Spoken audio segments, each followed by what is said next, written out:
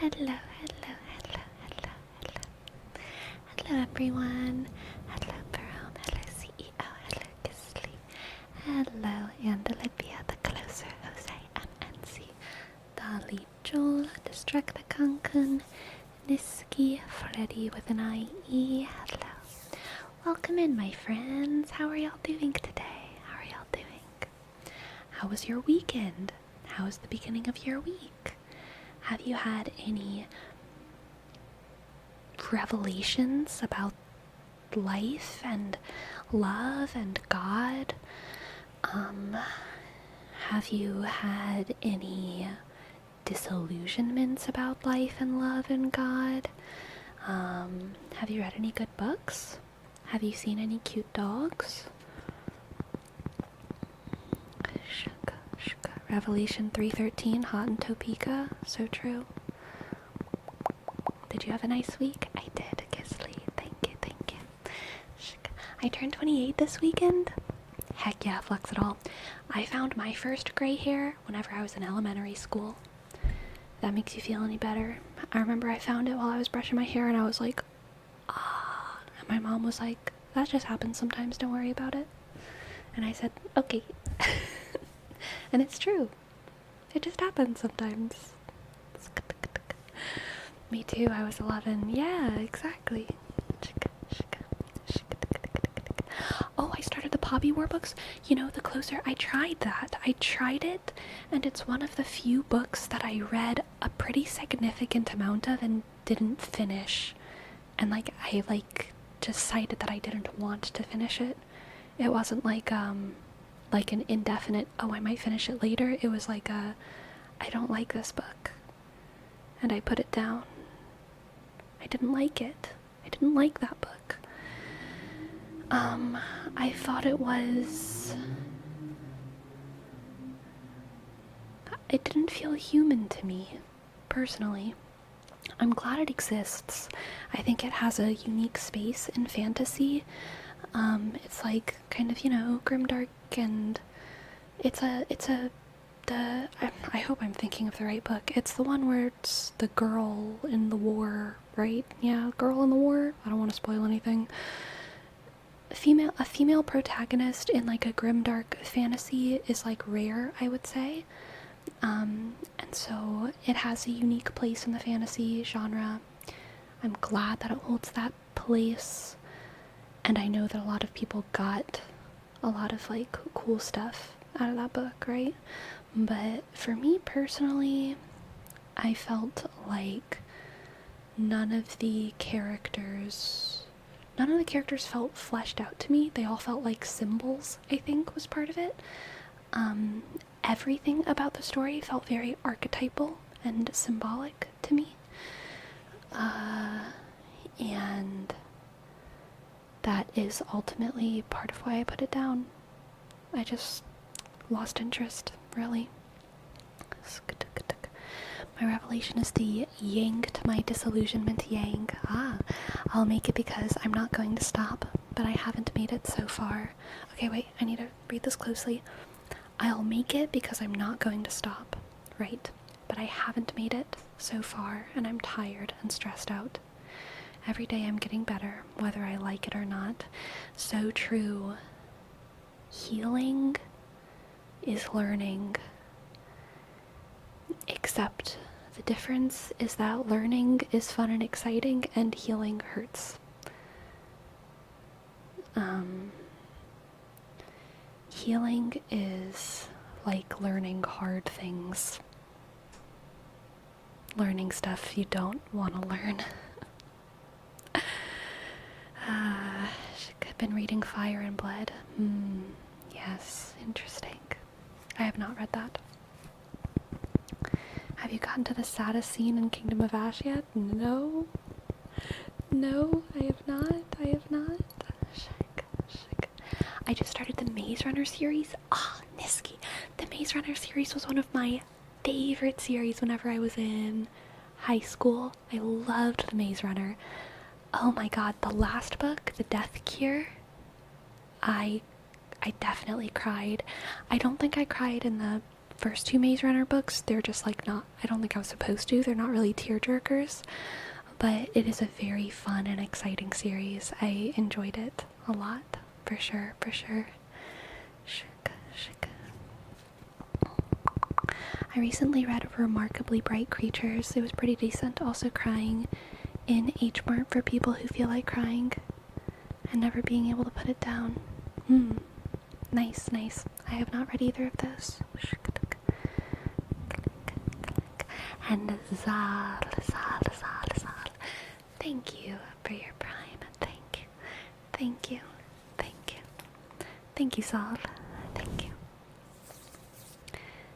C-H, click, A-sk, 1, L, click.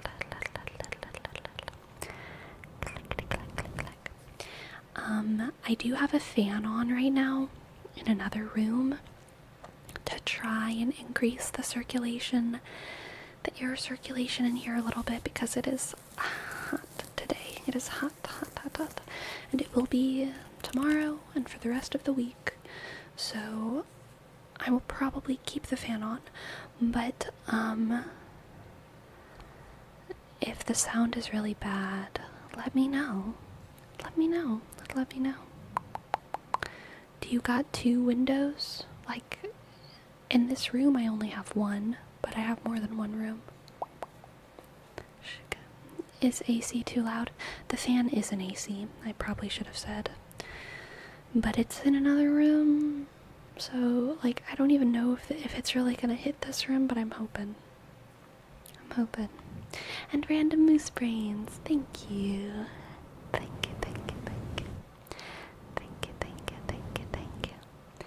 Thank you for your sub. 14-month streak, amazing. Thank you.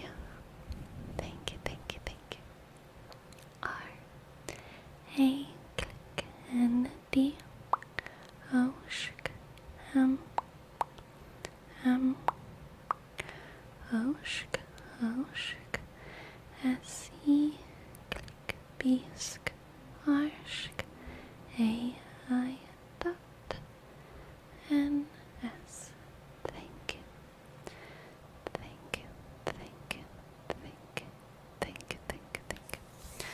Crying in H-Mart opened my eyes more than any self-help book I've ever read. It's about a Korean woman whose mom gets cancer and how food and connection really brings people together. Ah, interesting.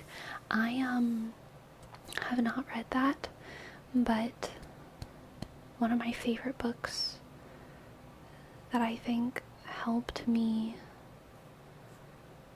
a lot was On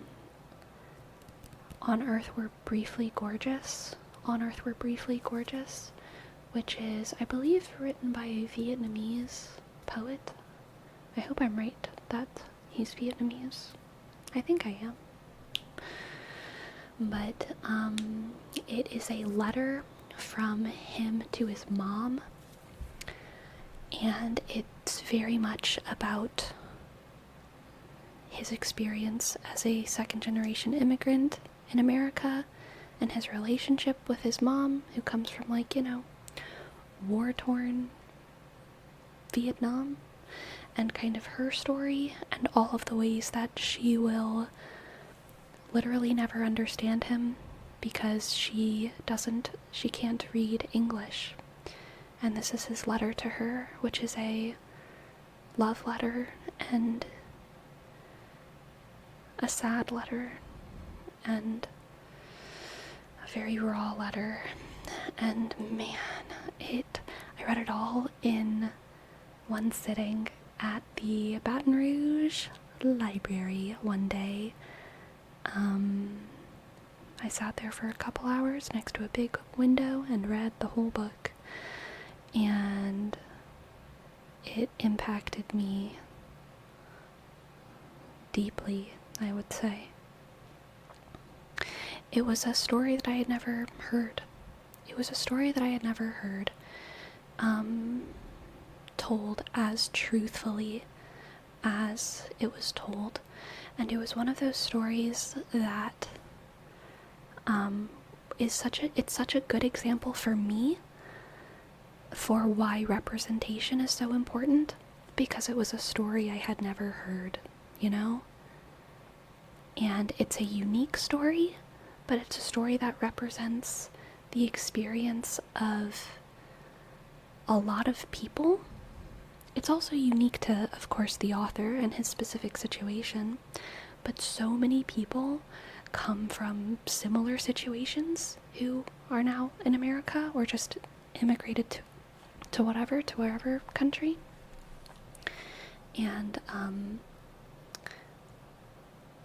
I just felt so, man, I felt so grateful to,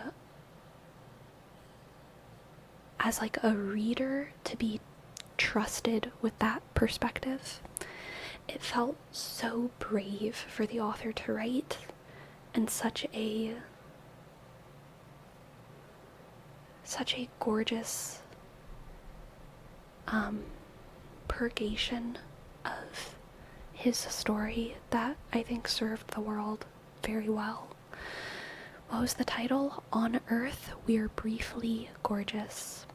On Earth, we are briefly gorgeous. Very, very good. Very good. And short. Short enough that you can read it in one sitting if you want to spend a couple hours. I'd probably recommend reading it in like 2 or 3 sittings. But, yeah. I'm curious, do you read multiple books at a time, or do you stick to one and finish that before moving on? In an ideal world, I stick to one, but every now and then I get stuck on 2 at a time. 2 or more.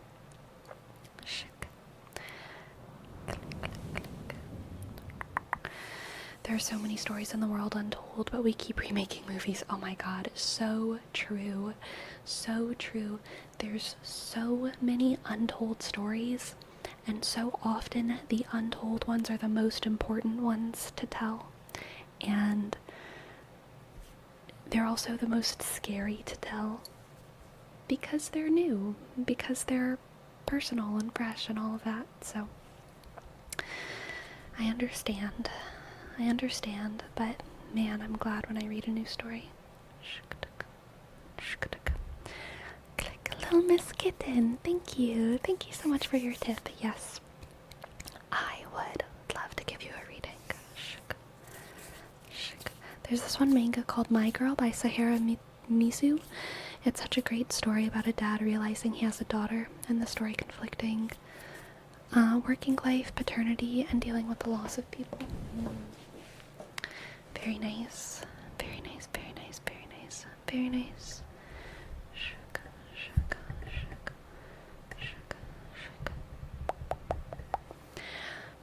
I agree with you, Freddie with an IE. Storytelling is the most ancient and human tradition, but I also feel like it's deeper than that. That's like saying swimming is like a duck tradition. It's like, it's not a tradition, we just do it. We just do it. I think it is a biological trait that we tell stories. The ways that we tell stories, of course, are colored by culture and tradition and all of that, absolutely. The mediums, the styles, whatever. But man, I think it's essentially human to tell stories. Alright, little Miss Kitten. All of them have been unfortunately spot on because the cards like to do me dirty. Oh no. Okay, let's see. Let's see if the cards can do you clean today. We will see.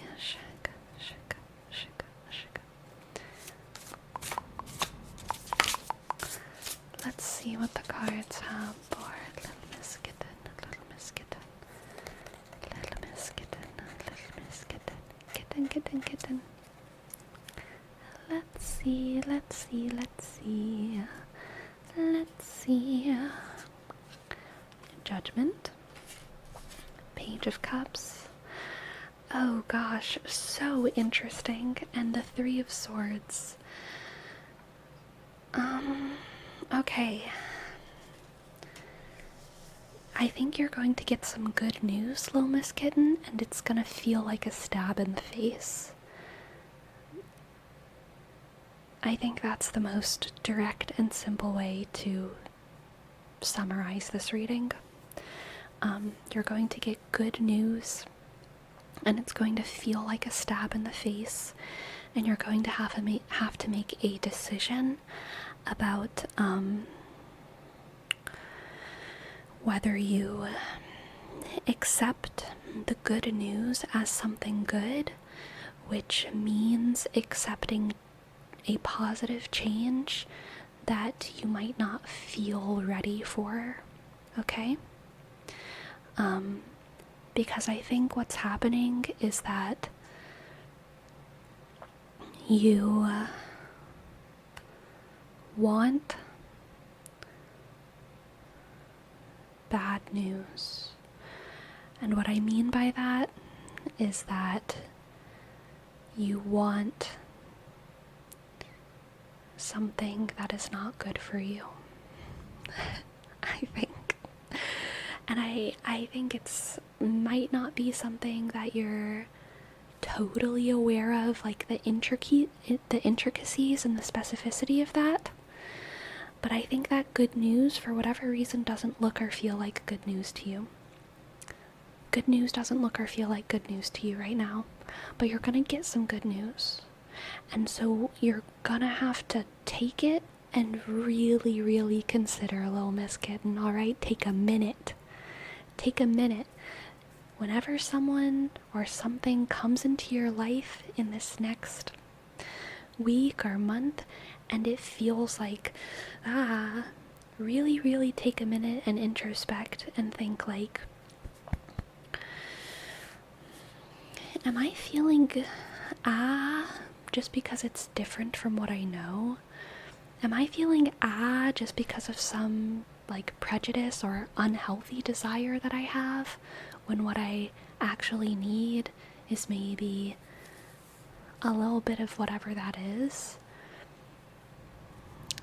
I blocked my narcissist ex on everything. I caught the lies before I let him back this time. Good. But that was like 4 days ago. I swear he better not come back around. If he's the ick, it's not gonna be him. Alright? If he's the ick, it's not gonna be him. It could very well be something like,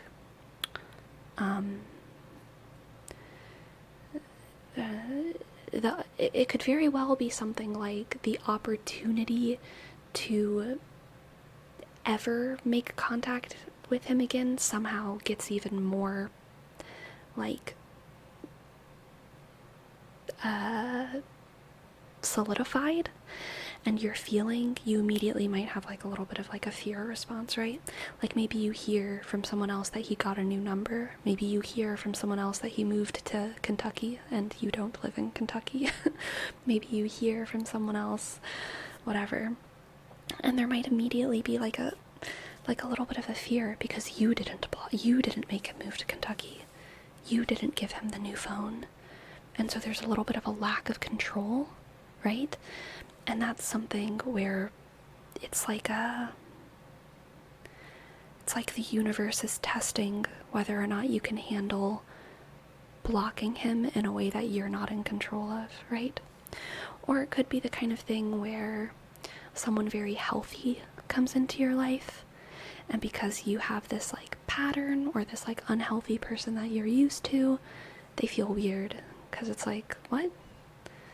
Is that a good person?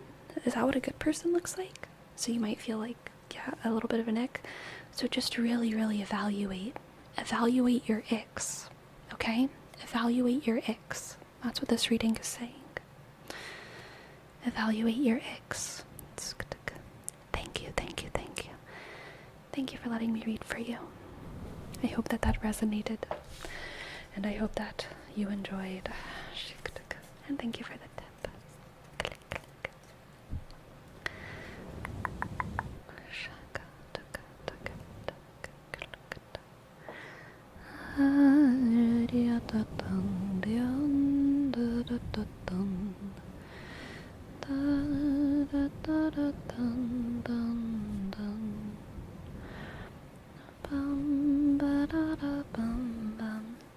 Sleepy, if your weekend was a color, what would it be? It would be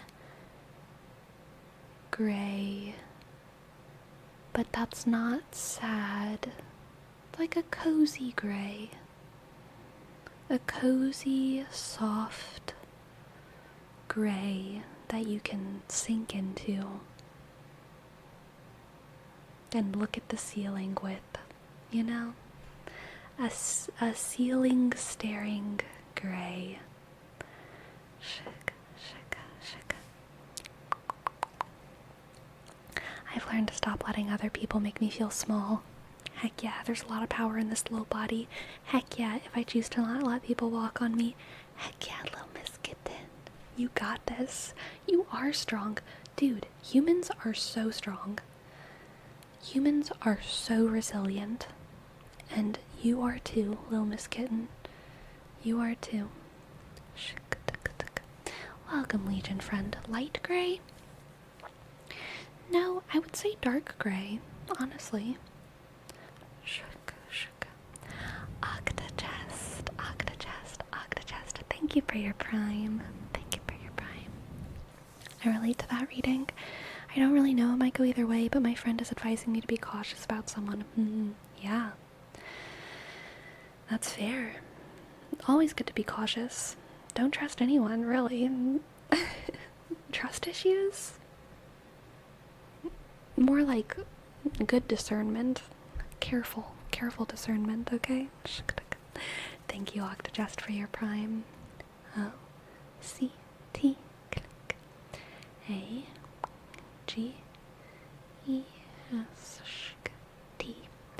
Thank you.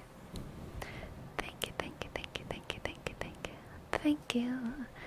Thank you. Thank you. Did you know humans can get thrown by tornadoes and sometimes survive, which means we can go toe-to-toe with them? It's true, dude. People jump off of cliffs into water, and it's a sport. Sports are insane. We beat each other up, and we survive. Humans are strong. Humans are, like, super strong.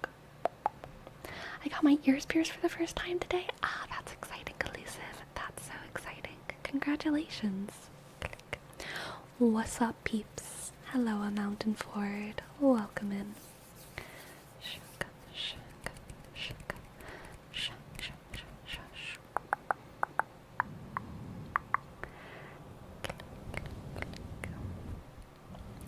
My philosophy is to be as open-hearted as possible and dive head first into things, and my friends is the exact opposite. Interesting, Octogest. I think I probably used to have a philosophy on things like that, but as I've gotten older, I have just realized that rules are not philosophy, I think. And at least for me. And taking different situations, handling different situations with different levels of intentional openness is probably good. It's probably good.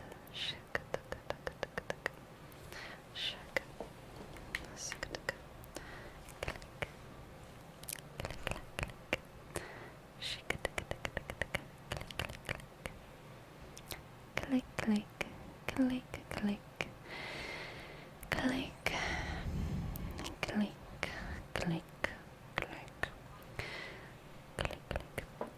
I was actually thinking about something kind of tangential to that earlier, where I saw someone on the internet talking about someone else. Someone else had been on the internet for they've been on the internet for 20 years, starting from when they were 15, now they're 35, whatever. A lot of their life has been online, and they've presented many of their opinions online and blah, blah, blah, blah, blah, blah, blah. And they're pretty prominent, I would say. And might be an exaggeration. I don't follow them closely enough to really know exactly how much time they've spent online. It might be more like 10 years, but either way, they've been like on the internet for a long ass time. And someone was saying, I think who they used to be shows their true self. And now they're kind of just a pundit. Now they're just doing a job and talking about ideas in the ways that are financially beneficial to them. But who they used to be when they were a smaller creator shows their true self. And I thought that was so frustrating to see someone say, because they've been on the internet for so long, and whenever someone exists in a space for that long, I think it makes so much sense for them to genuinely change, especially if they started making content when they were like pretty young, and now they're like a full adult who's been growing and changing in the world. And they're not even really someone that I watch, but I just think that people's true self kind of is who they are and what they do. I don't really, I mean, there are some cases where people are like truly false personas online, like that exists, but I think they're fringe cases. I think that most people are who they are, because what else would we be that other than what we do and what we say? If our thoughts are different from what we say, then that's part of who we are, but we're still doing who we are. The person in your head isn't like who you really are. The person in your head is just part of the complex of who you are, which is more dominated by what you do, if that makes sense. I'm not sure about that, because in 10 years someone can change so much. Exactly. I'm sure me of 15 years has probably had wildly different opinions. Yeah. And not even just different opinions, but different mannerisms, right? I have different mannerisms. I talk different. I feel different. I am so different from how I used to be. I'm also a lot the same. Like, you know, my parents see me and they're like, yep, that's you. You've always been you. And so, like, you know, I'm obviously me. And there's definitely stuff that's consistent. But man, I've changed. And people who only know me a little bit can see how much I've changed. People have talked to me about how much I've changed. And it's not because I'm fake now and I was more real when I was, 20, 18, 15. Dear God, if my true self was when I was like 20, like, oh my, I didn't even know how I was, or who I was. I didn't even know who I was. How could that have been the real me? I was just a kid, you know?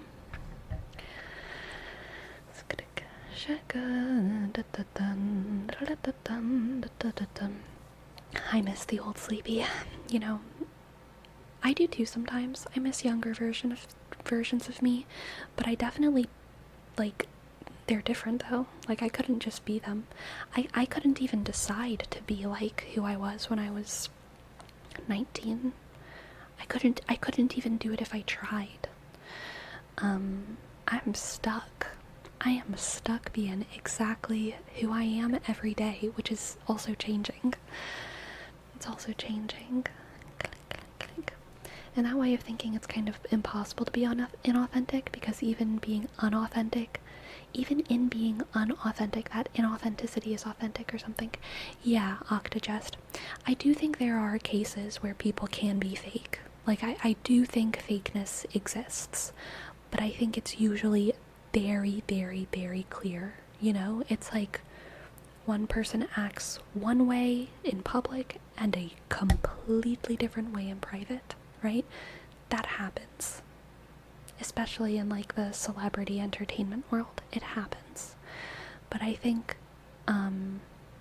it's rare, and I think most people are who they are. And even if you're someone who code switches with your family and friends, I don't think there's usually like a fake version of you and a real version of you. I think it's usually, for most people, it's just like a code switching thing, or if it's over time, it's changing and growing and aging. Blah blah, you know? Yeah, and it's not because you're fake now, but 10 freaking years have passed. Exactly. If anything, if nothing has changed, it would be a little sus. True. And there's, I would say, a fair amount of content creators like that online.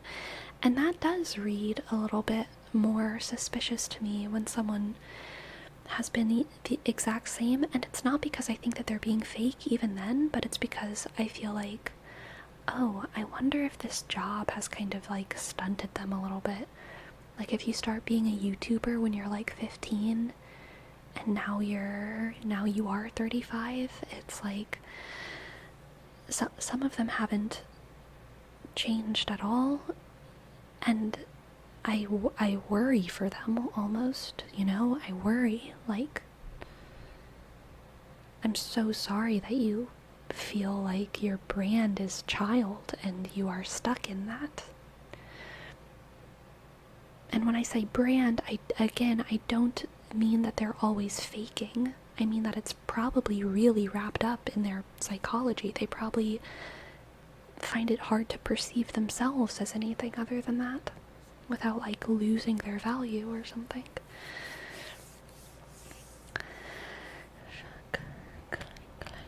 You can also end up becoming the thing that you're faking. Exactly.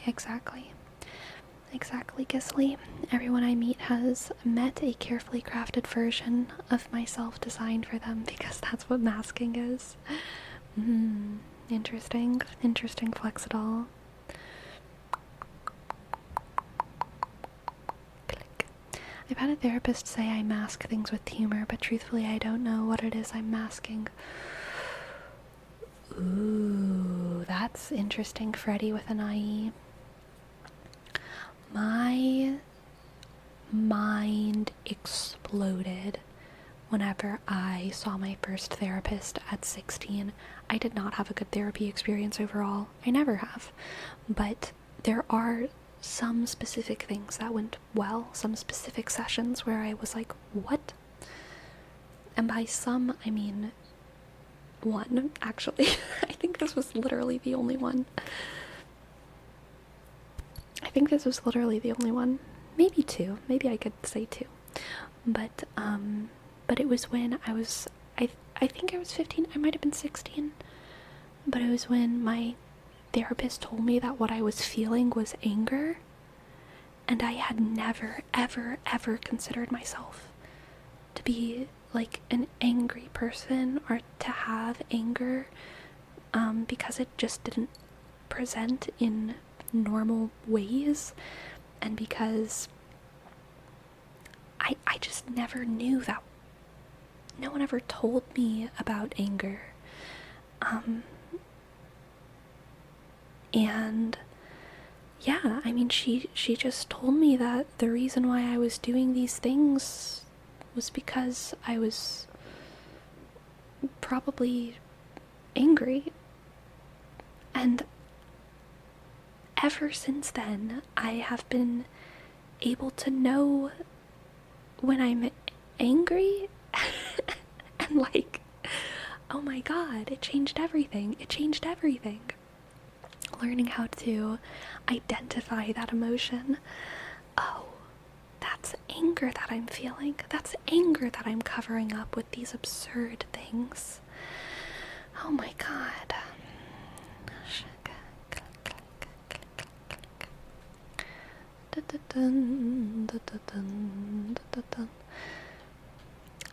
Yes, good one, Destructicon. What's that one quote? No man steps into the same river twice, because it's not the same man, and it's never the same river. Good. I constantly change. I'm like Kirby, sucking up personality traits that I like and gaining them as power until I get hit. Yes, absolutely. I relate.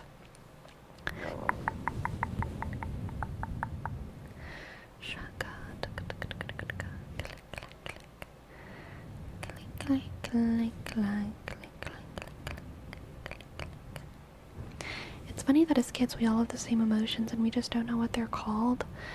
Yeah, and leads to so many misunderstandings and how to regulate them. Yeah, for sure.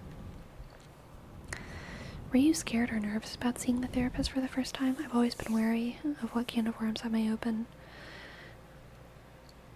I was scared and nervous and excited, for sure. Yeah, I was scared and nervous and excited. And I was also a little bit like, I kind of had a fuck it attitude at that point. I was like, might as well. Or not might as well. It was more like, well, yeah, it was kind of like, maybe this. Nothing has worked. Nothing is okay. Maybe this. Shaka, shaka. Click. Click, click, click. I think I recently learned to identify pride when for a long time I didn't realize I felt it or thought it was something else. Yeah, that's fair. That's fair, Octogest. Yeah. Click, click.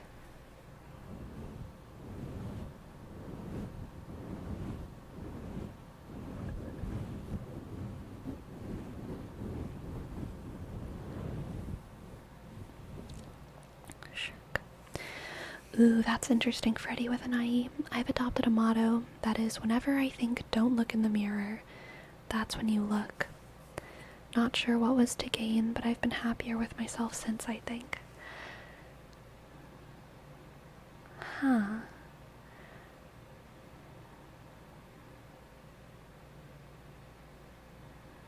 Interesting. Interesting. Very interesting. Yeah. Random question, but what other ASMR artists do you watch? I watch Patrick's ASMR, Kelly Belly, King Bozo ASMR, Goodnight Moon,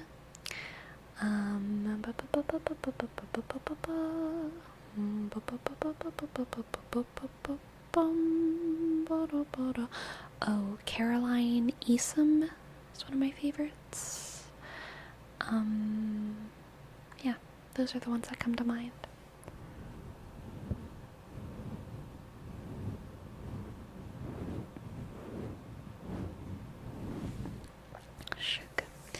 Thinking about it, it's like confronting the things I may be ashamed about with the simple fact that it's real and it's me and that is all. Yeah, it's interesting, Freddie with an IE, because I could see the same person benefiting from the opposite, or not, wait, no. I could see different people benefiting from opposite advice, and I also, in my head, think of so many kind of frameworks that preach the opposite in a very literal sense. I think you're thinking in a symbolic sense. Don't look in the mirror, as in like whenever something is uncomfy and you don't want to introspect, that's when you should introspect and investigate your feelings, right? But there's also the literal sense of like a lot of people have like either vanity issues or body dysmorphia issues or dysphoria, and whenever they think don't look in the mirror, that's when you look, could both be helpful or hurtful to them. It makes me think of how there's so many myths across pantheons of not looking at the thing. Lot and his family don't look back, and then the sin is looking back, looking at the thing, introspecting, investigating all of the people they left behind to burn. But the rule, the good thing to do, was to not look back and to trust in the future, to trust on what's ahead. Or, Orpheus looking back at Eurydice, or, not looking at Medusa. There's so many myths about not looking. Don't look, don't look. If you look, you die. And I don't think that there's too many myths where looking into the scary thing is good. I'm trying to think in my head of myths where that works out, where something feels scary and you look into it and it's good. And I can't think of one, but I also think that what you're saying is super true, Freddie. So many people have a block that needs to be unlocked, So many people are afraid of looking at themselves, both symbolically and literally, when actually it's so good. So many people are addicted to the TikTok filters, to the whatever, to the point where they're out of touch with what they really look like, and looking into a mirror feels very scary and dark to them, when actually it's probably really good for them to take off the filters and to look in the mirror and accept themselves. But also there's monasteries and so many monasteries across the world where part of their monastic practice is having no mirrors and never looking upon oneself. And I think that also is good for your psychology. I think that they're both good. Looking at your body and loving your body, looking at your face and loving your face is good and healthy. And also literally never doing that is also healthy.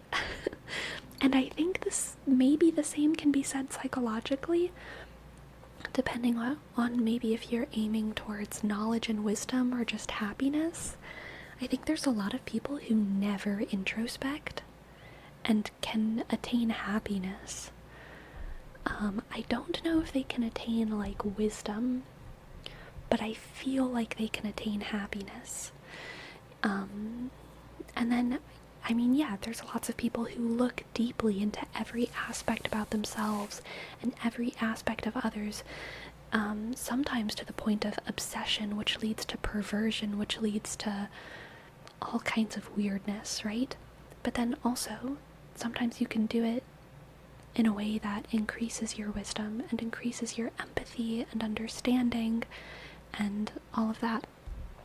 So I think that I'm happy for you, Freddie with an IE, and I believe you when you say that looking into the mirror when it's uncomfy is the best time to look into the mirror. But I also wonder in what situations that's applicable to other people, to everyone. And I just think it's like an interesting framework.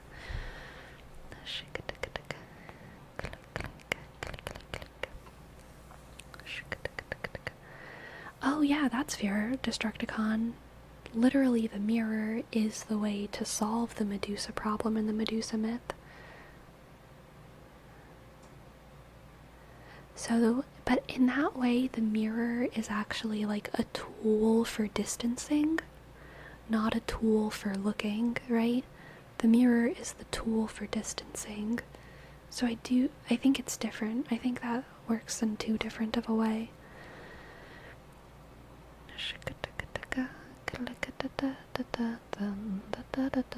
There's a book where I had it when I was a child that had to do with the problem, and at the end of the book the character within the problem had to face it head on. Yeah. If I had a bad haircut, I can't look at the mirror. Bear. Ooh, Dolly, let's see what this quote is. A mirror only works if you open your eyes, but even then, you have to understand what's inside. The easy part is always the hardest to see. The easy part is always the hardest to see. Oh, I think the best myth to reflect that is when Psyche is forbidden to look at her husband. Oh my god, great one, yeah. She does look at him. It sets off a series of trials that ultimately leads to her becoming immortal and uniting with Eros. Yeah, but looking at him was still a sin. Like, she was punished for it. She didn't, it wasn't a good thing that she looked at him.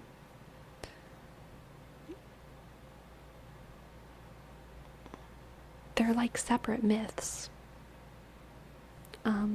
Like one myth is Psyche being bad and looking at Eros and Eros going away, and then a separate myth is like Psyche, who's done something wrong, attains immortality by going through trials. So I don't know, I still feel like it doesn't fit, but I appreciate the ideas.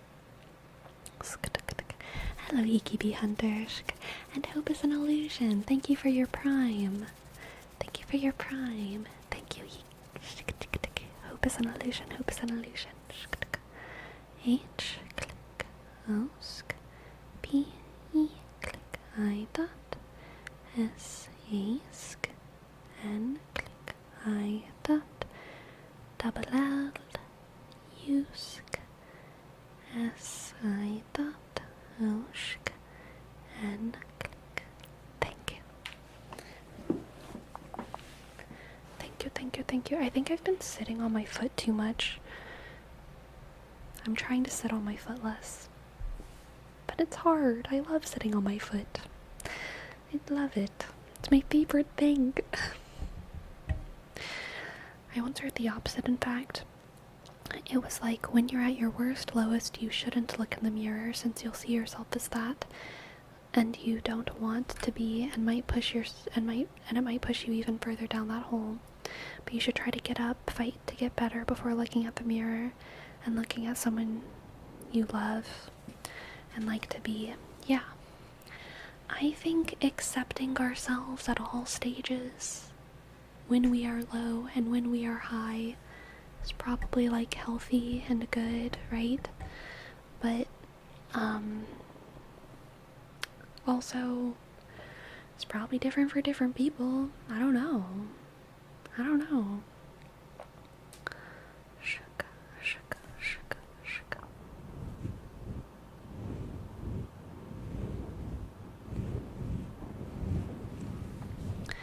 To me, it's like when you look in the mirror, you might not always like what you see, figuratively or literally, and that sets of trials to overcome and better your situation. Yeah, but Psyche wasn't looking in a mirror. Psyche looked at her true love and saw the most perfect thing. Psyche's sin was looking at her true love. Very similar to Orpheus. Very similar to Lot, I would say, or Lot's wife. Looking at what they love, and it was a sin.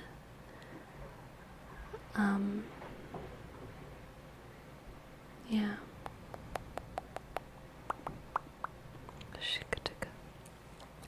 I'm reading a book about the pre-Socratics and Sophists right now, but it's taken me ages to finish the introduction. But I want to learn more about the Greeks. Yeah. You make the Greeks proud by being so curious, Octo.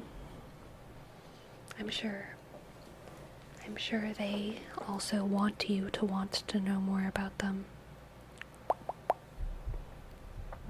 Click, click, click. But if she never looked at her true love, she would never go on the journey to become immortal. Yeah, but they're two different myths. And like, Greek myths were all written by different people. Like, they're actually, like, I'm pretty sure, maybe I'm wrong about that, but I think they're like different myths. But maybe I'm wrong. Not canon to each other. I think, well, nothing is canon.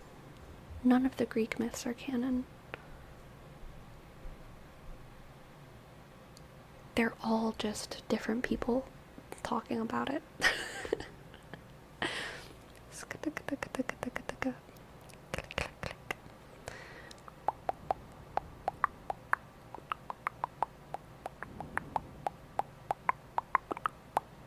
I don't think the ancient Greeks had canons. True. The two main authors of Greek myth that we have are Hesiod and Homer, right? Hesiod came first, but Hesiod and Homer contradict each other, especially in the story of creation, the creation myths, but also in other stories they contradict one another.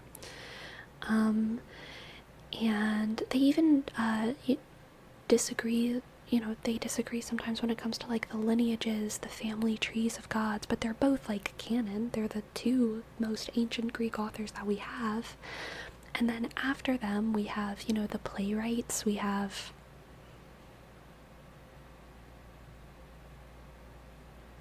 Sophocles, right? That's the playwright.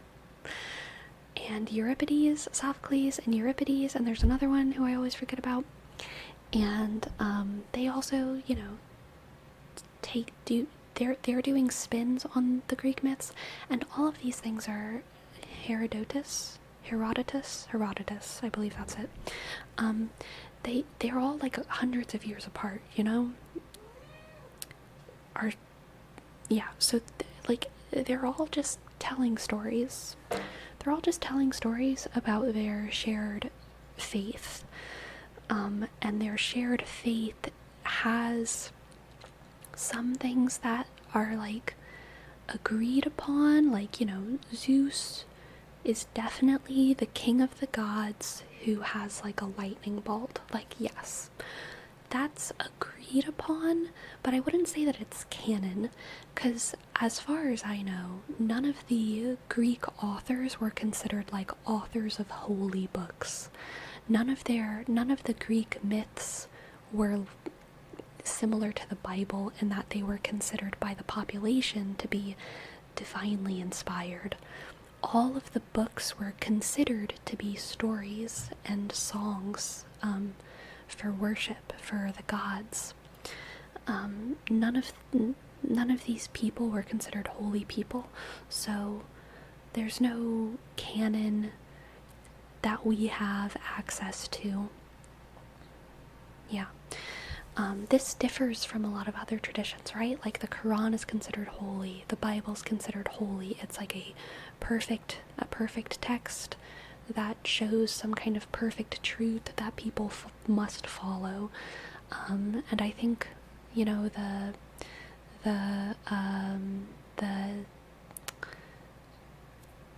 the Rig Veda is considered holy, I think. Maybe I'm wrong about that, though. I don't know. People who are Hindu, let me know. But I think the Rig Veda is... Well, I know the Natya Sastra is considered holy, right? The, theater performance book, where it's like those are canon truths delivered by kind of a divine. The Ramayana, I think, would be like a holy book delivered by a divine, where the book is canon and it speaks to the truths of the religion.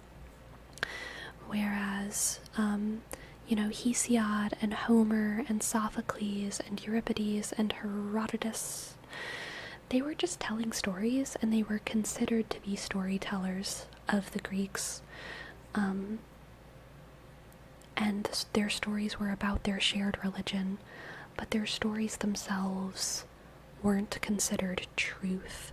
They were still considered, theater was still considered like a ritual practice, but it wasn't necessarily like a ritual practice that showed exactly how things happened. To my understanding. Most of it was oral traditions even during the author's times. True.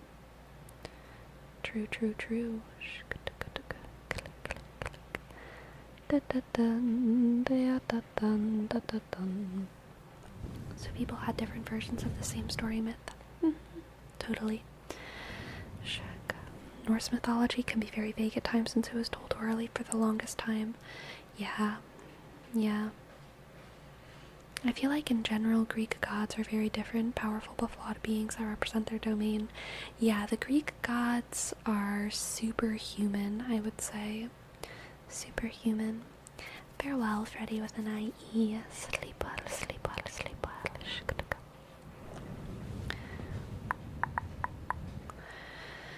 The authors of those myths knew that what we were writing about wasn't real? No, I wouldn't say that. They were still writing about the religion that they had, but they weren't writing the truth. They were like, John, not Steinbeck, God save me, someone, not John Steinbeck. Paradise Lost Man. Paradise Lost Man was a Christian. Paradise Lost Man was a Christian writing about the Christian creating story. John Milton, thank you. And what he was writing, he probably considered true to a large extent, but he was also writing an extended poem about a faith that he believed in. He was not writing a gospel. And no one expected him to, and no one considers it a gospel or a holy text. We consider it a beautiful epic about the tale of the creation story of Christianity. And that's kind of like that's what we think were, these Greek writers were writing about. They were writing these beautiful epics, they were writing these beautiful poems as a form of worship, as a form of prayer, but they weren't actually writing what people considered to be a divine text touched by Zeus's pen, Clickety click. I think we kind of just use the cultural context to formulate the common themes of the gods during the times. When the specific might not match exactly, the themes at least lasted longer, but even those were subject to change, like Zeus and Poseidon switching roles as the top dog. Right. So the source of the myth could be considered real, but the myths could be thought of as the equivalent of apocrypha. No.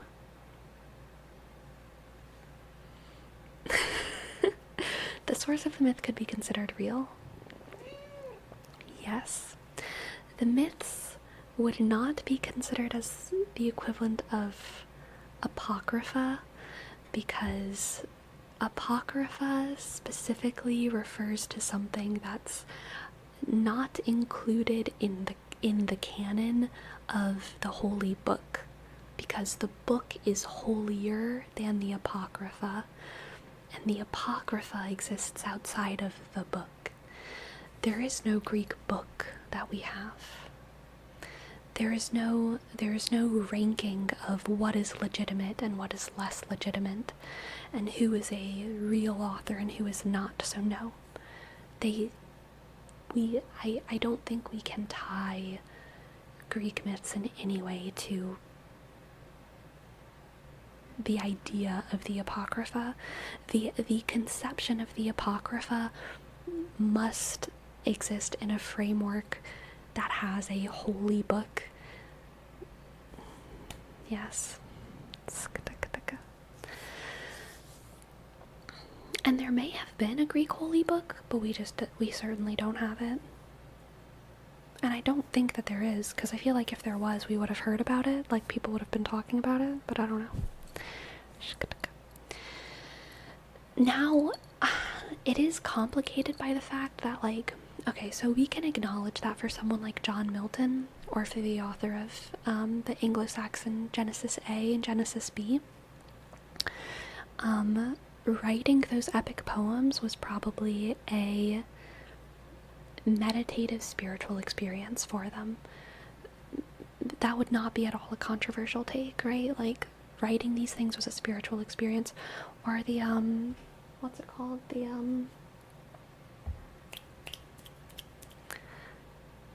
Book of Kells. The Book of Kells, the illumination of the Book of Kells is a spiritual experience. People who rewrite these stories, it's a spiritual experience. And in the Greek framework, writing these stories and writing these things was considered to be like a spiritual act. Putting on a show for the glory of Dionysus, right, Dionysus. I'll say that word wrong. I say Dionysus wrong every single time in my head. It's one of my biggest faults, really. It's one of my only faults, I must say. Dionysus, putting on shows during his festivals was considered to be a spiritual and significant act. But that doesn't mean that the stories being told were considered to be canon. They were considered to be worship. And worship is different from canon. I think. Well, not I think. I hope that makes sense. I hope that makes sense.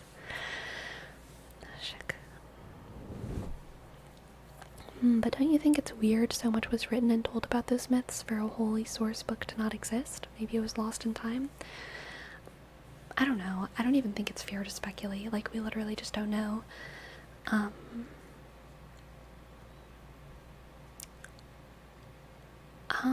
I don't even know what they were writing on. The writings of Hesiod were they on papyrus? Were the writings of Hesiod on papyrus? Were the Greeks ever carving things into stone? At the time, so the oldest civilizations that we have written text from are like Sumerian texts, right? These very ancient Middle Eastern texts from Sumer and Akkadia. At the time that we have those texts from, what was even going on in Greece? Were they writing stuff down? I don't know. This is where my knowledge stops. I don't even actually know when these Sumerian texts are from. Things like when was the Inanna prayer written? What's it called? The prayer to Inanna? Something like that? Prayer to Inanna when written. Let's see. Hymn to Inanna? When was this written? When was this written? It certainly wasn't 1975. That must have been when it was translated. Jesus. Oh, okay. It was about 2320 before the Common Era. Okay, so 2300 Greece? Okay, wait, when was Hesiod alive? When was Hesiod alive? Hesiod was writing in 700 BC. Okay, so our oldest Greek texts, from what I understand, I don't even know, maybe Hesiod's not our oldest Greek texts. What are the oldest Greek texts? The earliest Greek writings are Mycenaean, written in Linear B syllabary on clay tablets. Okay, so that was kind of my question. Clay tablets. We do have Greek on clay tablets.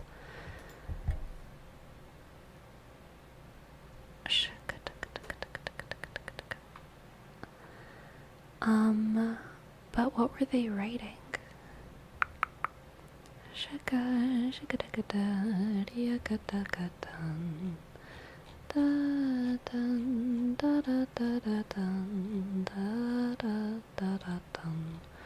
This page is not helping me at all. Click, click, click. They also had oracular inscriptions. Oracle? Is that related to the oracle? I don't know what that means.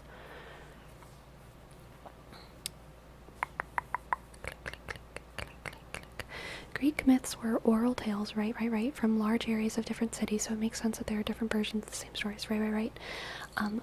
Let me formulate my question. What am I trying to search for?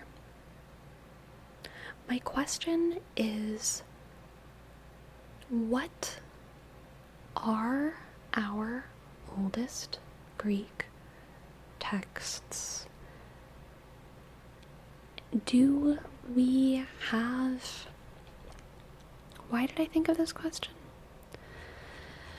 Maybe I'll just be boring and say, did a holy Greek text exist? There's a Reddit thread. Love that for us. First response is, I I can't speak for every ancient faith, but as far as I'm aware, other than what we call the pyramid texts, the Book of the Dead, and the coffin texts, no significant texts pertaining to ancient Egyptian religion have survived. That's fine, because we're not talking about Egypt. None of this is actually about the Greeks. The question is about the Greeks, and none of the answers are about the Greeks. So yeah, I'm just gonna say no. I'm just gonna say that there's no holy Greek text. Okay, I'm gonna be bold. I'm gonna be bold and say say that the historical consensus is no. There's just stories, which is good. I mean, not good as in it's like better than people who have a holy text. Just like, it's okay. Like, calm down. You know, like we don't need a Greek Bible. Not a thing we need. Not a thing we need. Good evening, Miss Sleepy. I hope you and Chad are both doing well. Good evening, Agen. We are glad to have you. Welcome in. We're talking about Greek holy texts. Greek holy texts, or the lack thereof. ChatGPT says there is. What does ChatGPT say? MNC. I don't think we have a consensus on a unified, holy, divinely inspired text, but there were religious texts for rituals. Ooh, I believe that. I totally believe that. Yeah. I think maybe I should define holy text for y'all. For me. When I say holy text, I don't mean a text pertaining to the divine. I mean a text considered by the religious to be the perfect story of what happens in the cosmos. According to Perplexity, best AI question answerer out there, the Greeks did not have a holy book comparable to the Bible. Heck yeah, thank you, Perplexity. Thank you, thank you. From what I'm Googling, I think it all was mainly shared through oral traditions, right? So that's why it seems to be lost to time. But in reality, maybe it never existed in physical form. Yeah, that sounds about right to me. Y'all, the Greeks were old, okay? Like, they were like a super long time ago. Asking them to have a written text is like you're asking a lot for their hands. Like, do you know how much writing it would take? And by writing, I mean like delicate carving into stone tablets that take a long ass time to like even make flat. Oh my god.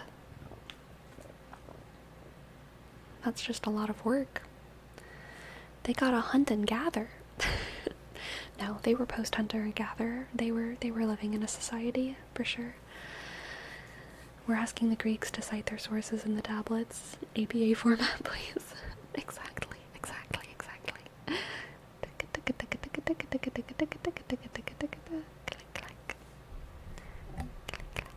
Hello, Critzy. Hello, Critzy. Shika.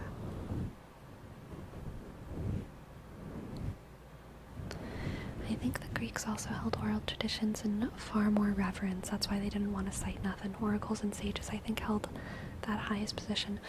Ooh, yeah. I wouldn't be surprised about that. The Greek, you know, it is an old world view, I would say. Sinchobe, thank you so much for your tip. Yes, I will give you a reading. Very soon. It is a very old belief shared across many ancient cultures, or just old cultures, and some still today, that like everything we say is a invocation.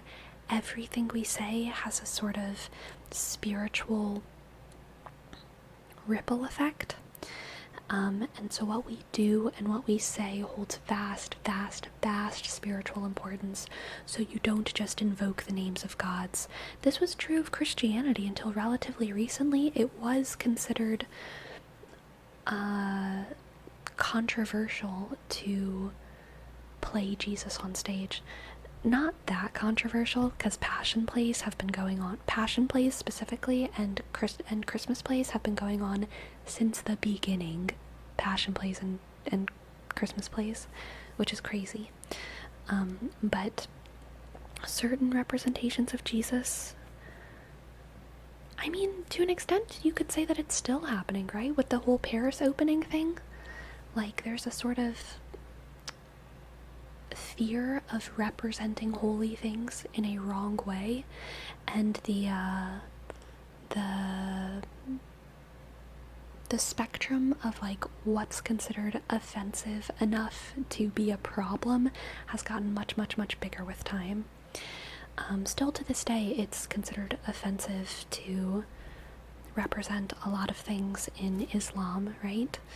And there are still traditions where theater, especially within the Hindu tradition, theater is a holy act because you are in representing a certain deity, you are interacting with them in a direct way.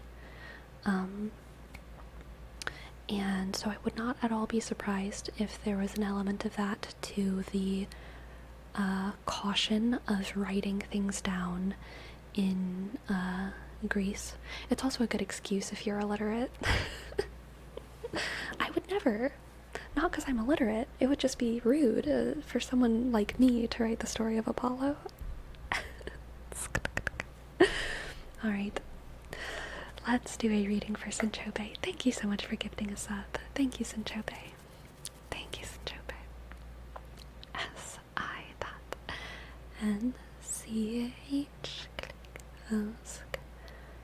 B-E. Thank you. Thank you. Thank you, Sinchobe. Thank you. Okay. Let's see what the cards have for Sinchobe. What do the cards have for Sinchobe this week? I've dropped a card, as always.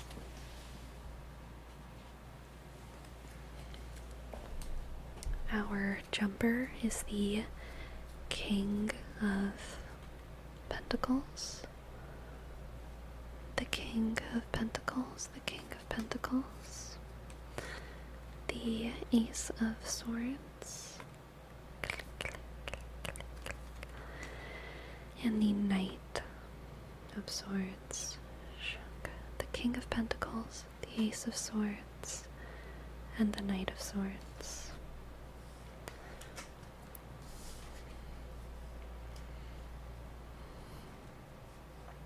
Wow. This is a reading about Sinchobe. I feel like this theme comes up for you a lot, but it's a theme about your generosity, okay? You're a generous person.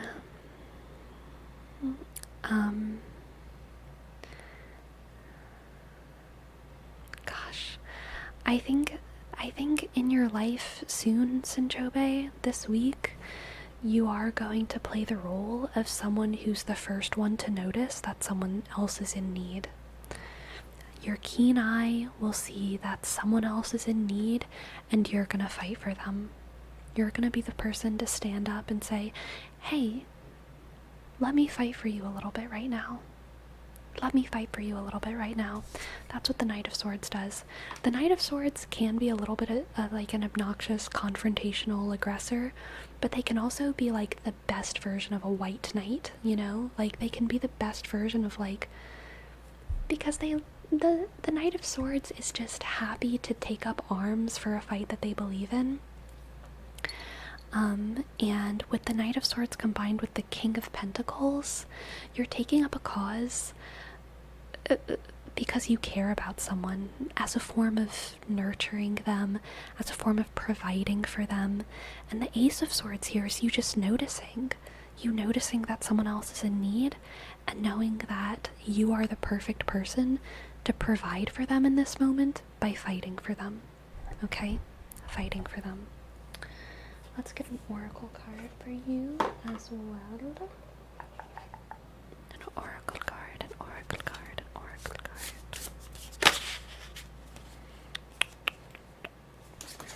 Oh, almost dropped another card for you, Sanchobe. We have the wolf and the rose hip. Guardianship, guardianship, guardianship, guardianship, guardianship. How perfect is that? I wasn't even actually thinking about it until I was thinking about it, but oh my god. Guardianship, are you kidding me? How perfect is that? That's exactly what this is. That's exactly what this is. A guard. A guard. A guard. I've never thought of that before. A guard is the perfect marriage of King of Pentacles meets Knight of Swords. A guard. That is what you are, Sanchobe, for someone this week. You are a guard for someone. Someone is in need. Someone needs your protection. And you fight for them. But not in a way that's overly intrusive or, interrupts their flow. But you notice a need and you are there. You are ready to take up a fight for them because that's who you are, Sanchobe. Alright? Thank you for letting me read for you. I hope that resonated and I hope that you enjoyed. Thank you, thank you, thank you. And Destructicon, thank you for gifting us up as well. Thank you. And you're welcome, Sanchobe. Thank you, thank you, thank you. Destructicon, thank you for gifting us up to Rithmanter. R click I dot T shk H M A sk N T click Y shk R. Thank you. Thank you. Thank you, thank you, thank you, thank you. Thank you. Click. Clickety clack. A gourd. I shall be a gourd. I shall also be a gourd. Gourds are very good for your immune system. Gourds, y'all, gourds are a crazy thing to think about because guess what? Gourds, if I remember correctly, biology side of the chat, feel free to fact check me, but gourds are the umbrella of squash and melons, okay? A lot of people don't understand that vegetables don't exist, but that vegetables don't exist. And what I mean by that is that vegetables are a culinary group and fruit is a biological group. Vegetables have nothing to do with biology at all, okay? Vegetable is like spicy. Vegetable is like not a science. It is a art. Fruit is science. But gourds are fruit. And gourd contains melon and squash. Isn't that beautiful? Isn't that beautiful? And I think there might be even more things that gourds include, but I can't think of them. Don't we love science? Shaka, shaka. Da-da-da-da-dum. Hello, Bloodshed's Price 2. Welcome to the chat. Lovely to have you. Vegetables are a concept invented by the Jedi. So true. Shaka, shaka. Wait, is melon and squash somewhat related? Yes, Ferome. They are gourds. They are part of the gourd family. Also, why... So, I might be wrong, but the other day I was like, where is the corn seed? And then I turned to my friend and I said, where's the corn seed? And they said, what? And I said, is it the kernel? And they said, yeah, you dumb idiot. You dumb idiot piece of dirt. And then they slapped me across the face. And so I didn't talk to them about it anymore. I'm kidding, that's not what happened. But I did stop talking about it because they did make me feel a little bit dumb. And, but then I've kept thinking about it. I stopped talking about it, but I kept thinking about it. And I was like, why is the if the corn seed is the kernel, why is it so squishy and juicy? There's no other seeds that turn squishy and juicy. And like, I don't understand why corn is the way it is. Is it because we've bred it to, like, over time to be like this insane squishy juicy seed? And also, if it's a seed, why isn't it high in fat? Every nut and seed is high in it's like mostly fat, but corn is like a wait, oh god, grain isn't high in fat, and grain is a seed, isn't it? Grain is a seed, and it's not high in fat.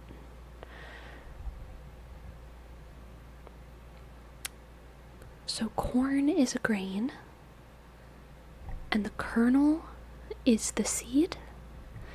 Yes, yes, yes.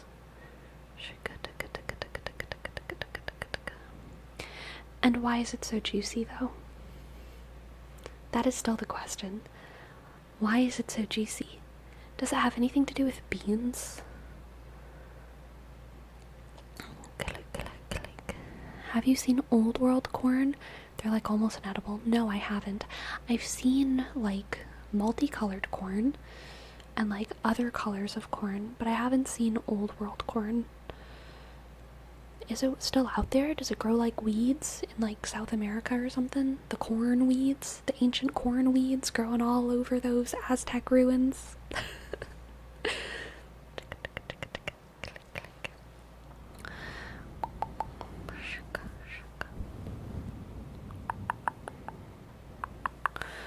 Old corn is terribly hard to eat. I believe that CEO. You gotta check those expiration dates. I'm kidding. I know what you're talking about.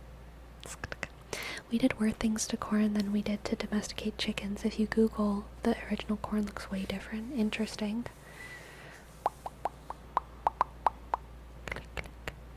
We bred them to be so juicy and to retain high moisture. Have you seen what bananas look like? I have. Yeah, I have seen the bananas. Have you eaten blue corn? I don't know. So, not in recent memory. Not in my memory at all. But I know in my memory I have handled blue corn. But when I handled blue corn, I was probably like 4 years old. And I don't know if it was also an eating event or if I was just holding it. But I know I've held blue corn in my child hands. But I think I held it when it was raw.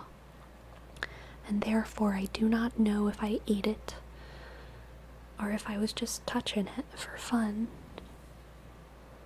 Sleepy, you have adult hands? No, but it was when I was a child. It was a long time ago. It was when I was very small. Have you ever had the black corn? I don't think I've had black corn. No. No.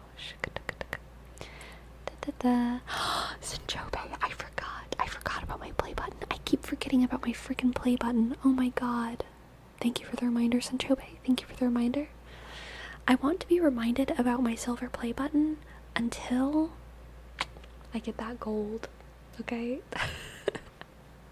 I want to order them at the same time. I'm just kidding. One day, maybe. I wonder if I can. I wonder if I can order them at the same time. I don't even know what the gold button is for. If it's 1 million, I'm skeptical, y'all. I'm skeptical. I think the internet wires under the ocean are gonna get cut before I get 1 million. But we can keep our fingers crossed.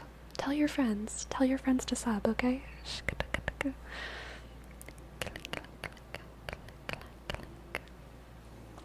Where do y'all find these weird corns? I've only seen the regular one. Ferome. It is because you are, I believe, on the wrong side of the ocean, okay? I think, God, one of the most patriotic things I can say and truly believe about America is that we have some beautiful plant diversity. I love our diversity of squash. You know what? I love our diversity of gourds. I love that we have orange melons and green melons and red melons and yellow melons. And I love our enormous pumpkin family. And I love our enormous corn family that we have in the Americas. God bless our earth, okay? God bless our earth. Russia wishes it could match our gourd game, okay? They probably could. They probably do have a pretty good climate for it because they got that beet climate. And I feel like if you got that beet potato climate, you could have the gourd climate. But I've never seen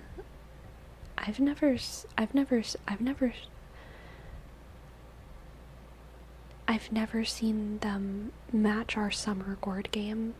They definitely don't have the climate for the cucumbers and the cantaloupes and the watermelons. I think it's too cold. God bless our melons. You know it.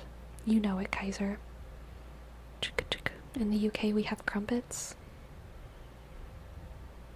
We have all the ingredients for crumpets here, but it's true. You do have crumpets, and I love that for you. God bless your crumpets. Gorbachev famously loved corn. That makes me happy. Gorbachev loved America and tried to import it to diversify the Soviet Union's crop diversity. That's good. I know the Soviet Union, Russia, has a long-standing tradition of caring deeply about agricultural diversity. They had one of the greatest seed banks in Leningrad. They may still have it. Is the seed bank of Leningrad still there? I think it probably is. But it was like, God. Russian story time. Octogest, thank you so much for your tip. Okay, I will give you your reading after Russian story time. And to Russians, please correct me if I tell this story wrong, but this is the myth as I've heard it. During the siege of Leningrad, the seed bank in Leningrad was carefully looked after by the scientists who worked there. And for those of y'all who don't know, a seed bank exists so that there is a standard seed for different kind of like crops. There's a standard seed that doesn't get like mutated to heck as they may do in actual practical agricultural situations. So, you know, there's the standard seed for all these different crops. And during the siege of Leningrad, Leningrad was being starved out. People were starving to deaths in the street.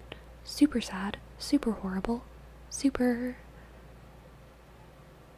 nightmarish situation. And during that incredibly dark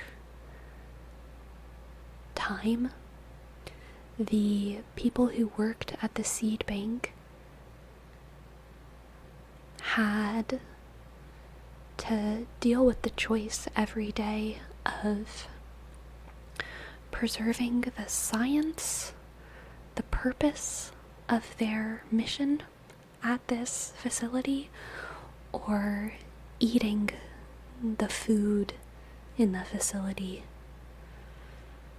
And every day they chose not to eat, and they chose instead to preserve the integrity of the seed bank of Leningrad, even though they were around food.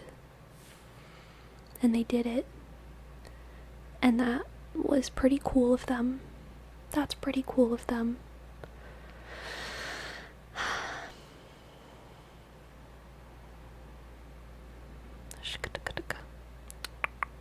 Russia's got some bad bitches, you know? Did y'all know that kudzu? I think kudzu is a plant that had been taking over the Appalachian area, covering everything in its path with fast growing vines. I think I have heard of this. They say it grows as much as 1 foot a day. So fast you can watch it grow. Yeah, yeah, that's cool.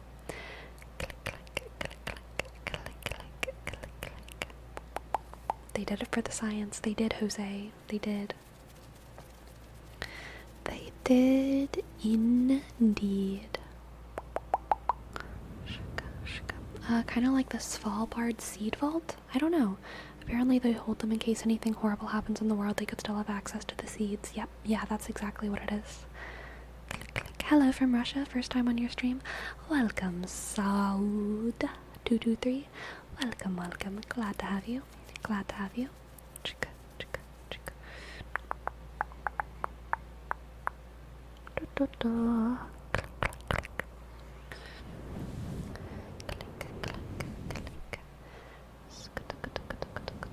I don't even think I know how to say hello in Russian. I'm sure it's something. I'm sure there's a word for it. Privyet, privyet, that sounds familiar. Clickety clack. There's a lot of it where I'm from. Some houses, forests, and fields are completely covered. Oh wait, I think I watched like a YouTube short about this. About the kudzu. It's an invasive species, and while many farm animals will eat it, the amount of animals needed to clear out an area is ridiculous because of how fast it grows. I bet the amount of animals needed to clear it out is only ridiculous because humans are around, you know? Like, it's pretty ridiculous to have that many animals in like a human settled place, but if the humans were gone, man, I bet them deer would eat that up. Deer population explosion, okay? No, I'm wrong, okay? I accept it. I accept it. What animal do we need? Dragons? What animal population could handle the kudzu problem if we take away the issue of humanity? What animal has a big enough appetite? Do we need gorillas? Horses? Koala bears? Pandas? What herbivores eat the most? Like the most mass? What herbivores eat the most mass? Giant bugs? Dude, CEO, you might be onto something here. Bugs are crazy. Honey badgers? I think, are honey badgers omnivores? Which would mean that they could. But I don't know. Are honey badgers omnivores or carnivores? My brain says badgers are carnivores. But like, I don't know. I just make things up all the time.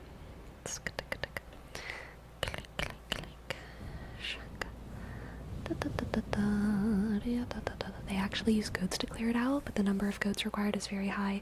Dude, no such thing as too many goats. I love goats. I love goats. They're omnivores, I think. Okay. I accept that. I accept that for realm. There's a Japanese beetle that eats it. Alright, we need more of these Japanese beetles. Japanese beetles and goats. There are actually goat services that clear it. That makes me so happy. I love goats. I love goats. I love goats. Aw, congratulations, Hilmadodo. Congratulations.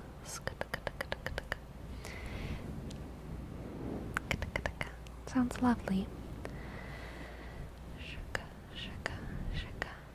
Haha, imagine saying that and you offer goat services. Yes. Yes.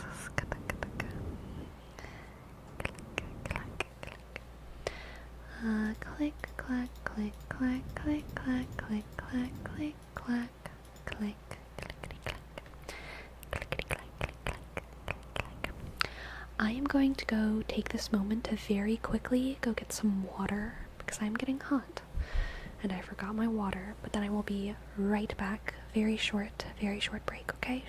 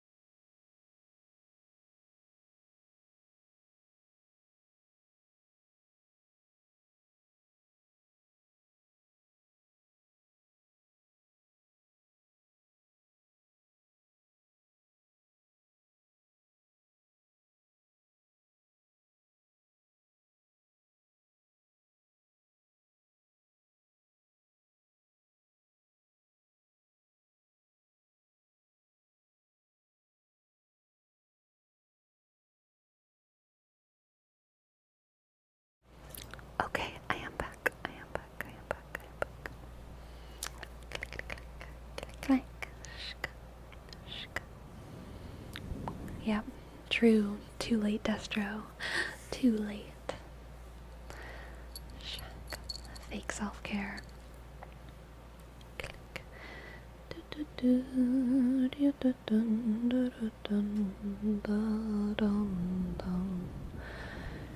You gonna electrolyte now? Girl, I got all the electrolytes I need. Right here. Right here in my little cup of water. Right here in my little cup of water. Right here in my little cup of water.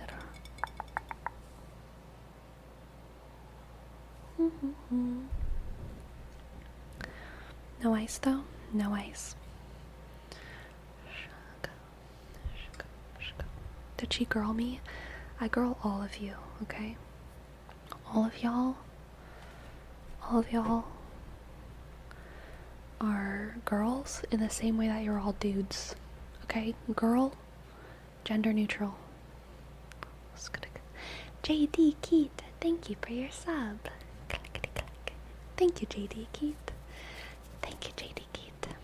J click A Y sk D E shk E K click E sk E sk T click. Thank you. Thank you, JD Keith.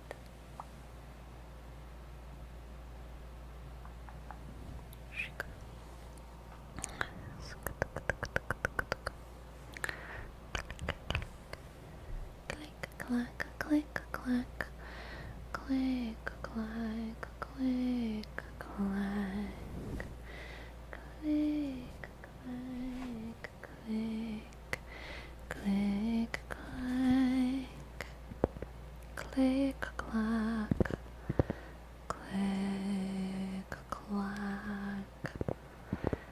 click, clack, click, clack, clickety, clack, clack, clack.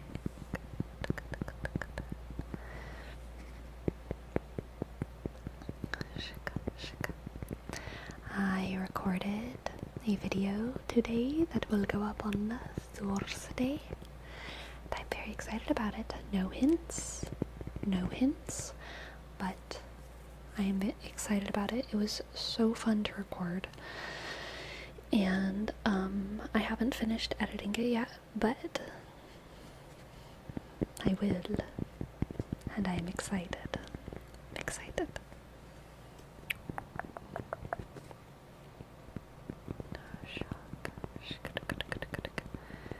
Click, clack, click, clack, click, clack, clack.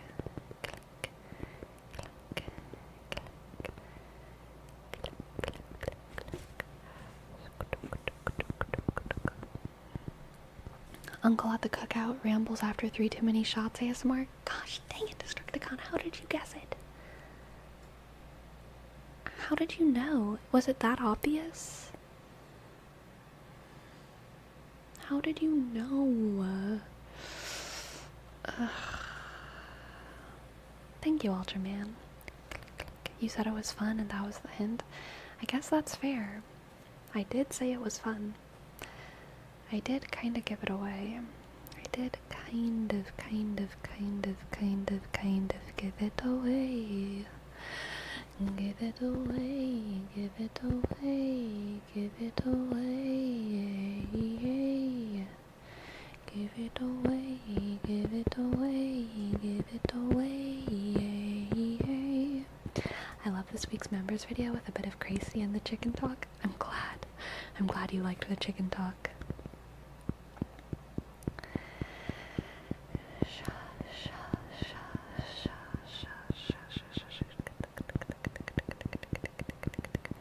The cheese cutting was fun. Yeah, that one was fun. Dude, that was a crazy day. I'm not even gonna go into detail, because I don't even think I remember the details, but I was actually not feeling good that day. That day was a rough day. I had just moved and it was my first week here and I was very happy. I loved my place, but like I was very tired and there was factors in my life that were making me sad and drained and tired, and it was very much like the world is dead to me, I'm making this weird video. Same with the I can't remember what I called it, but it was like one of those ones that was like looking down at you. You're stuck in like the little pipe. You're stuck in like a little pipe. I can't remember what I titled that video. The ceiling one? No. It was after the cheese cutting one, I think, or it might have been right before it, but it was like around the same time. It's like, are you stuck in there or something like that? But that one was like kind of the same, where I was something like, how'd you get stuck in there? Yeah.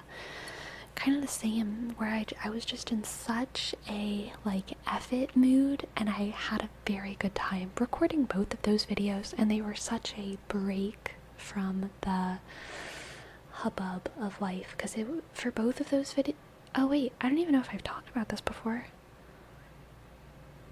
Both of those videos exist in the same universe, though. Both of those videos exist in the same universe, and I had a similar psychology going into both of them.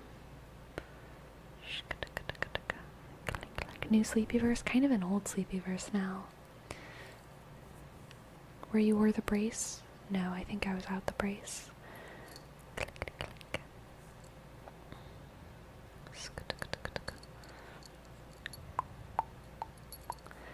At what point did you start putting lore into the Boundaries Librarian videos? Very early, Gisley.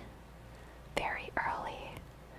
Very early. Like, it might have been basically when I made the first librarian video.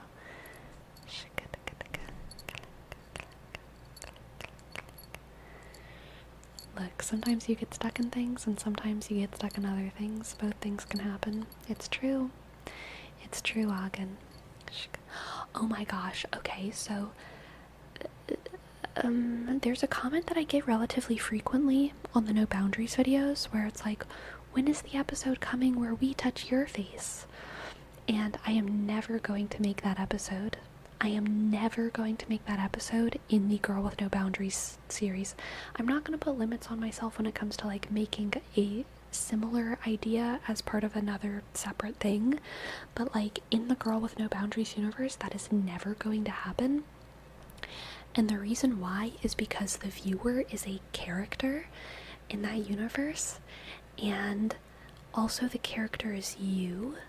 Also the character like is you, and there's nothing less immersive than seeing someone else's hands be your hands. For my face to get touched in a video, two things need to happen, or one of two things needs to happen. Either I need to pretend hands are touching me when no hands are touching me, or someone else's hands need to touch my face. And we identify with our hands so much. There is so much brain-hand connection, brain-hand identity connection. Okay, people talk about all kinds of body dysphoria. Let me tell you, nothing will make you more dysphoria. There's like there's our genitalia and there's our hands. Okay, that like we are our hands. I am not going to put you through the experience, dear viewer, of being trapped in someone else's hands that you can't control as they touch a Girl with No Boundaries face. It is not. I would never. I feel like it would be the most unpleasant thing to be trapped in someone else's hands that I can't control as a viewer. True, break the immersion. Yeah, also hands give us so much data, and I don't want to give y'all that much data about who you are. You know what I mean?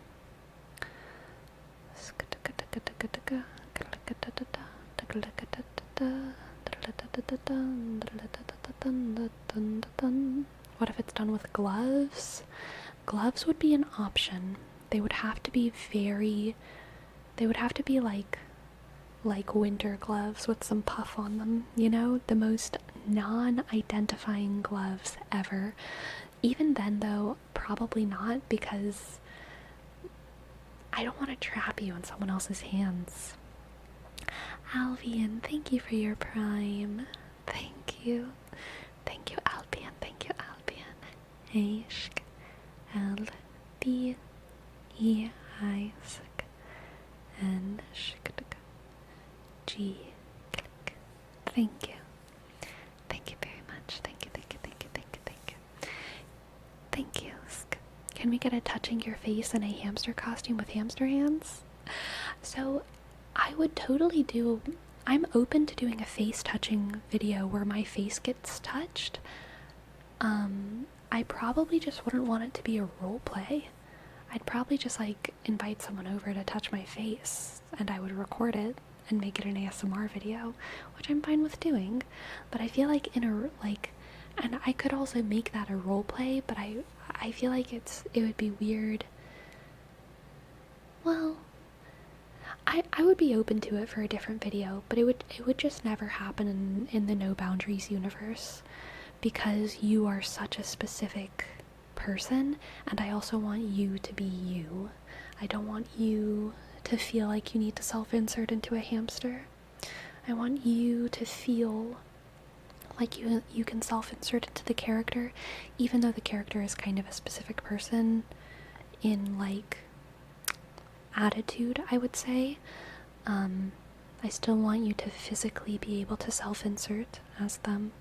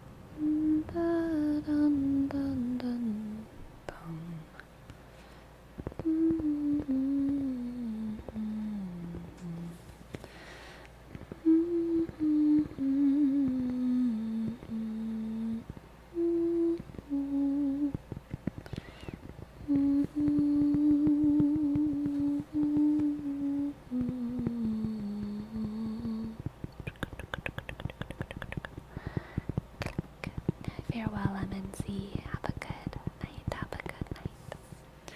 What is an axolotl? An axolotl is a cute little animal. Have you eaten anything rare lately? I went to a new sushi place recently.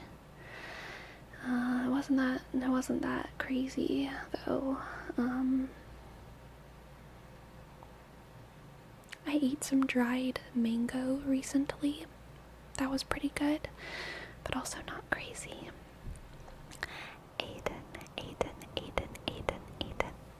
Aiden plays drums. Thank you for your sub. Thank you so much. A click I sk D A sk N sk P click L A sk Y sk S D sk R sk U sk M S sk tuk tuk. Thank you, Aiden plays drums. Thank you. I have a question for the chat. Is House of the Dragon worth watching? Should I watch the Dragon House video? Do I need to do a tarot reading right now? Wait, thought popped in my head. Do I owe someone a tarot reading? I think I owe someone a tarot reading, don't I? don't I? Someone?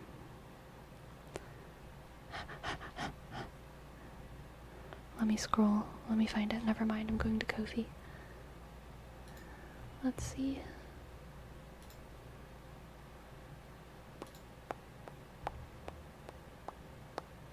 Octogest. Thank you. Octogest, are you still here? Octogest, are you still here? Can I please give you a tarot reading? Octogest? Octogest? Yes. I am so sorry I forgot about your tarot reading. Y'all gotta slap me. Just let me know. Let me know if I go on for too long. If the topic ends and I don't get on it, it's probably because I forgot. Okay. Okay. Let's see. We can't slap you. It's immersion breaking. It's true. That's true. Okay. Octogest, let us see what the cards have for you. Let's see what the cards have for you. Octogest, Octogest, Octogest, Octogest.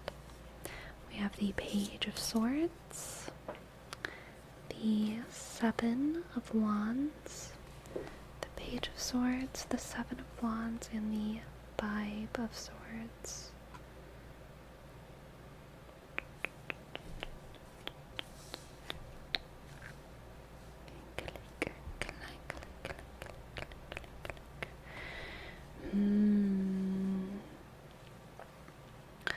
Okay, Octogest, I'm feeling a sense of disordered enthusiasm towards intellectual pursuits. The vibe that I'm getting is that you're into a lot of different things, and you know, and you're smart enough to be high achieving in all of them. And you are high achieving in all of them, but it's getting to the point where it's like just a little bit insane. I'm kind of feeling like how I'm projecting myself onto a little of this. I feel like sophomore or junior year of college, I was like taking like way too many classes in too many different things, and like I just had too many big projects, and I was actually enthusiastic and excited about all of them, but it was like literally impossible. That's kind of the feeling. I think that you're enthusiastic and excited about a lot, but it's starting to be a little bit too much, even though you're succeeding and achieving. TF Colton, thank you so much. 27 months. That's amazing.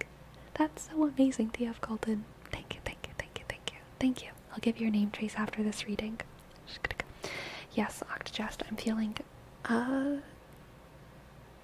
confused, enthusiasm, excitement, and achievement. Next we have, oh gosh, same vibe. Seven of Cups. So I think that this is rooted in confusion towards what you're pursuing. I think you can see yourself as many different things in many different worlds. There are so many visions that you have for your future, and they're all pretty good to you. So it's like, what do you pursue? Why not all of them at the same time? And then we have the Sun. So that's good. That's great. The Sun is clarity. So I think you're about to get a lot of clarity on this. I wonder how, though. I wonder how that clarity is going to come. That clarity might come through,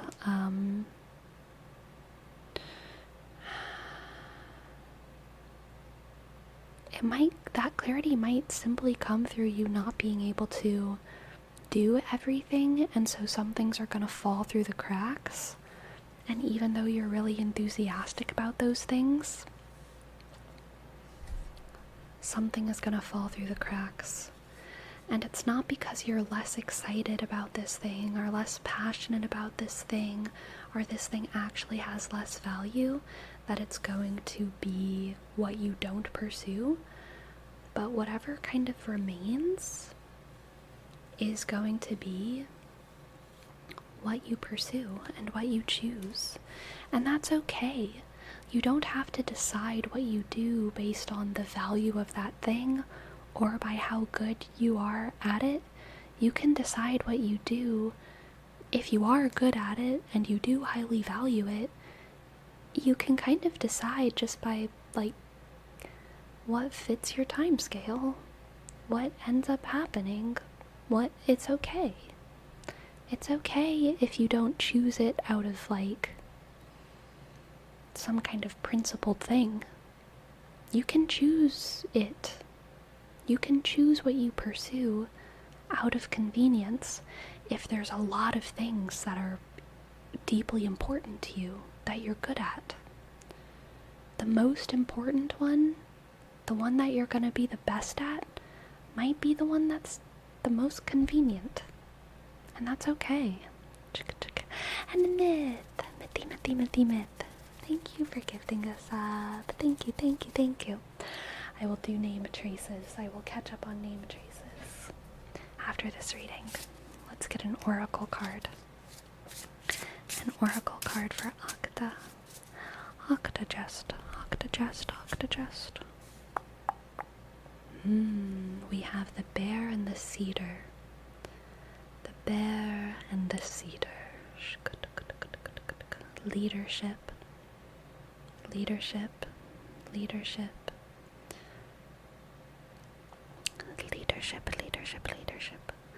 Octagest. Oof, gosh.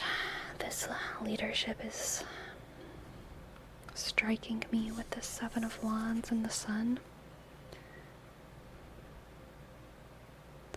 I think that you have very, very, very excellent judgment, and you're good at,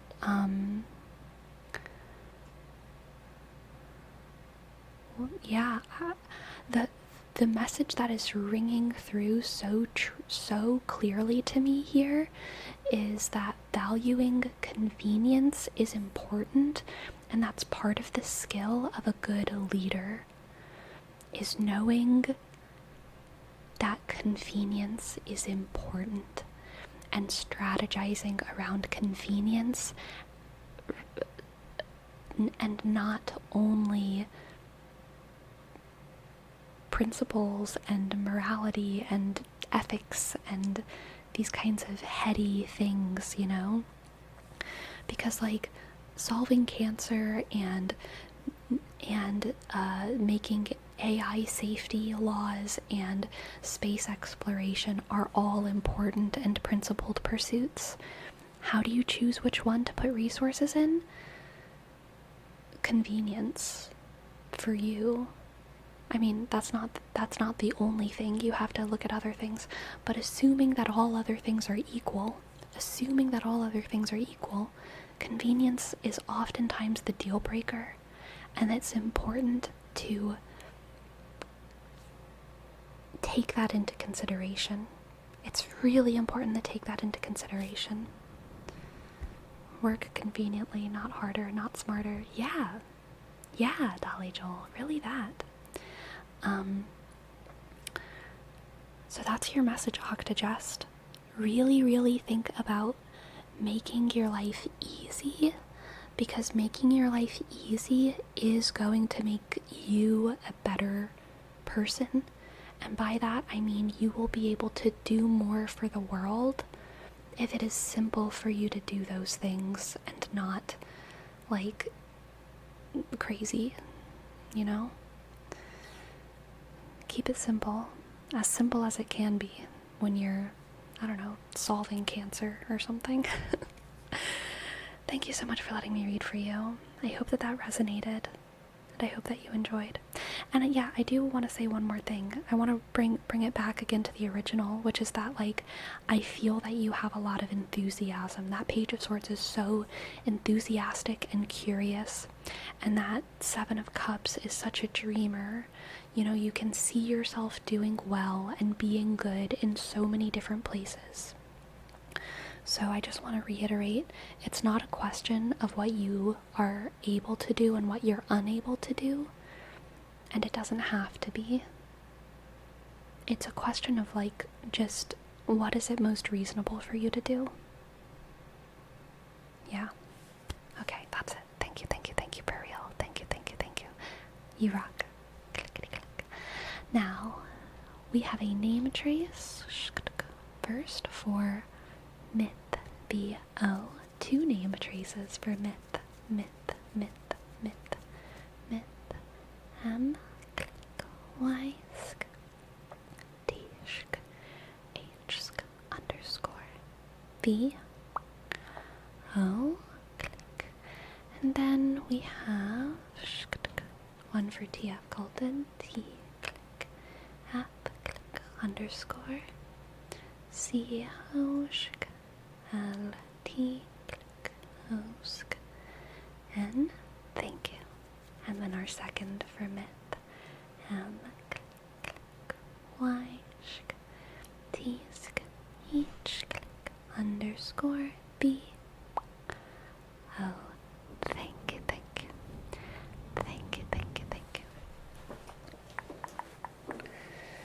Elder Lalafell says, curious, is there a tarot card that relates to lust and sin? There's many that can. I would say, in general, the devil is going to be the one that comes up the most for lust and sin. Really, the devil, I would say, is about addiction, and the devil is about psychological traps.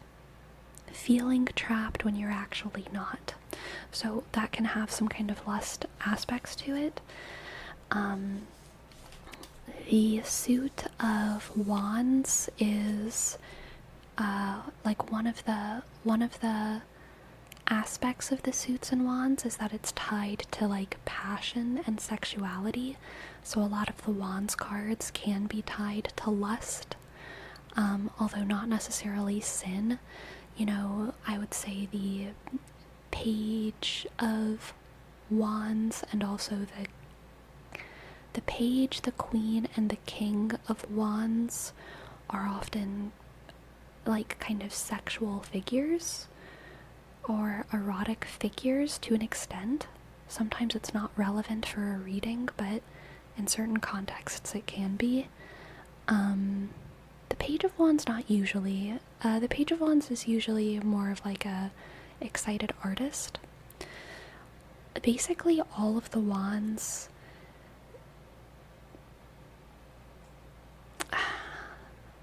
I would say that like sexuality and passion are deeply intertwined. Art and passion are also deeply intertwined, and art and sexuality they can be intertwined, but they're usually not. Like, usually when someone's making a painting, it's not an erotic experience, but I'm sure it can be. But a lot of the wands can kind of either be about art, or about sexuality, or about some kind of other passion project. So the same kind of goes for the court cards. The court are the page, the queen, the king, the knight. So they can also be taken as having to do with kind of art or passion, but oftentimes the knight, the queen, and the king have kind of an aspect of eroticism to them, or at the very least, deep charisma. And of those, the Knight of Wands is the youngest, therefore the probably least mature, and so that eroticism might be perceived as lust rather than like a more pure form of sexuality.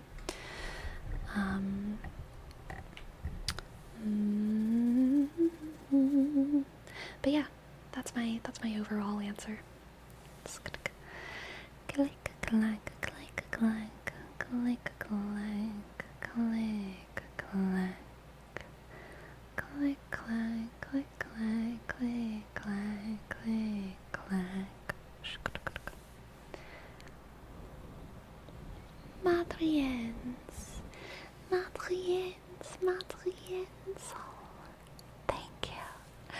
thank you so much. What the heck? Thank you. thank you for gifting 10 subs. Thank you so much. Thank you, I appreciate it. M click A D R sk I dot E N sk C. Thank you, thank you. Thank you so much for gifting 10 subs. That's amazing. Oh, an Octogest. Thank you for your 1,000 bits.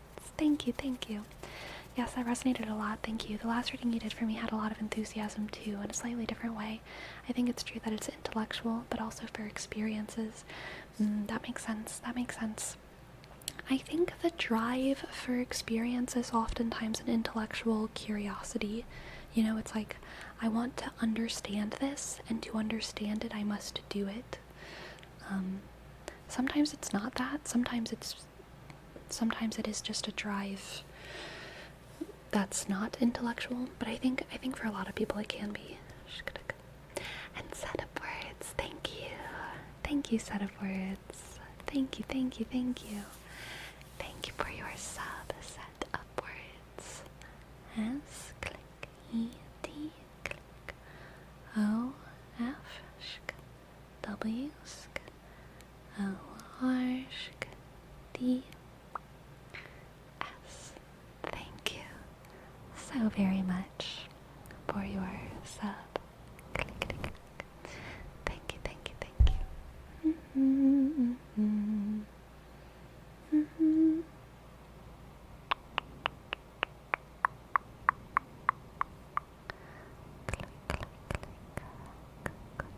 Oh yeah, should I watch House of the Dragon? Is it good? I like Game of Thrones. Obviously the ending is bad, we all agree. And I've read the first 2.5 books of A Song of Ice and Fire. I'm not gonna finish the series. I don't want to finish reading the series. Not because it's bad, just because I just don't want to. But I want to know if the show is good enough to watch. I heard people like it better than the ending of Game of Thrones. Okay.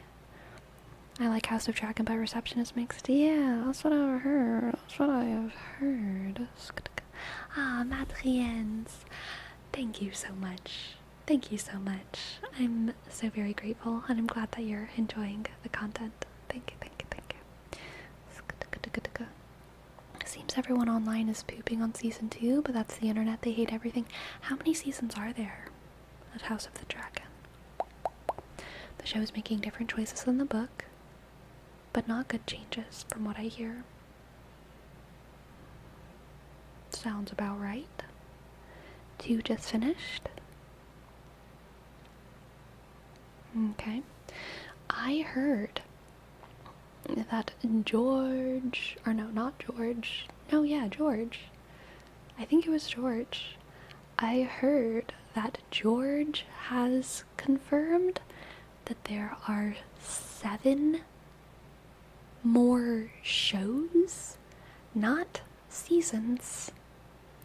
7 more shows planned within the Song of Ice and Fire universe, which is insane. That's yeah, exactly, Destructicon. That's a lot. It's dare I say almost too much. It's like they really want to milk that dry. Yeah. I mean, if they're doing it well, then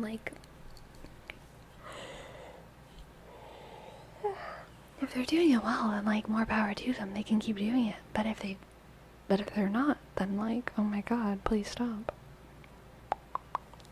I haven't seen it, but I'd assume it'll be more consistent as it's already laid out. Is it already laid out? I don't even know what it's based off of. I mean, I thought it was just based off of the history of the Song of Ice and Fire books, but is there actually a book that it's based off of, or is it just the lore of the Song of Ice and Fire books?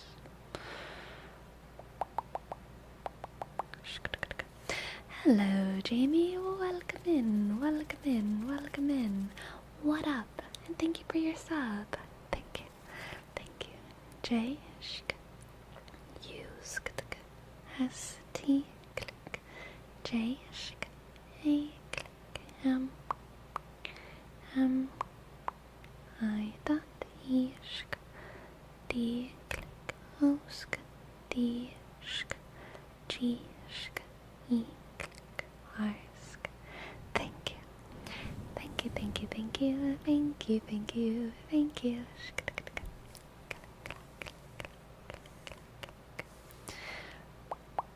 House of the Dragon is going to end after season 4. Gotcha. And Ogden says 3 live action shows, 4 animated shows.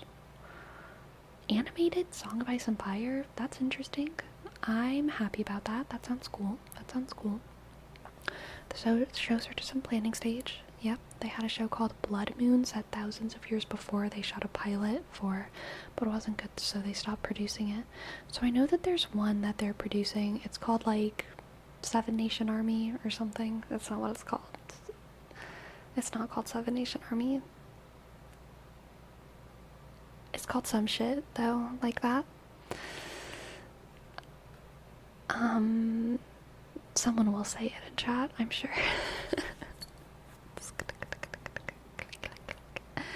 The Blood Moon show was made from the lore about the Long Night. Gotcha, gotcha. And Verome, thank you. Thank you for your tip. Thank you for your tip. Thank you for your tip. Thank you. Yes, I would love to give you a reading. Let's see.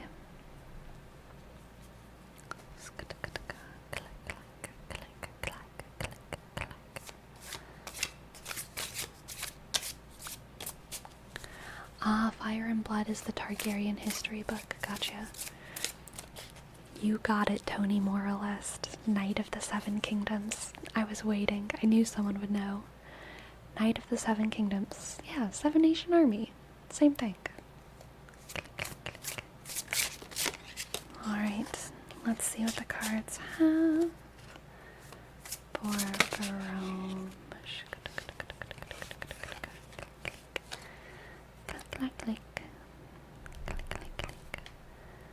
Verome, we have the Emperor, Aries.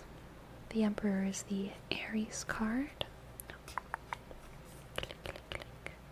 Then we have the Six of Cups.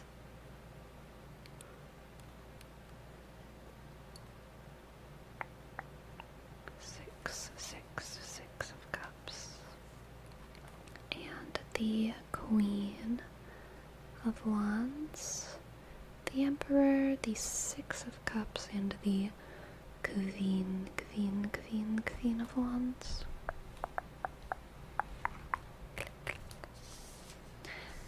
Da da da.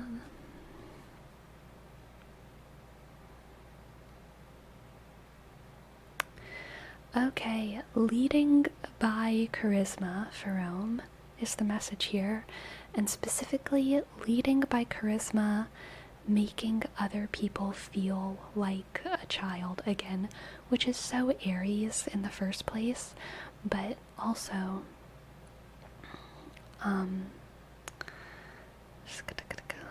Monsieur Chicken, who's the guy behind you? That's funny. I thought for a second that I had accidentally left the dead body out.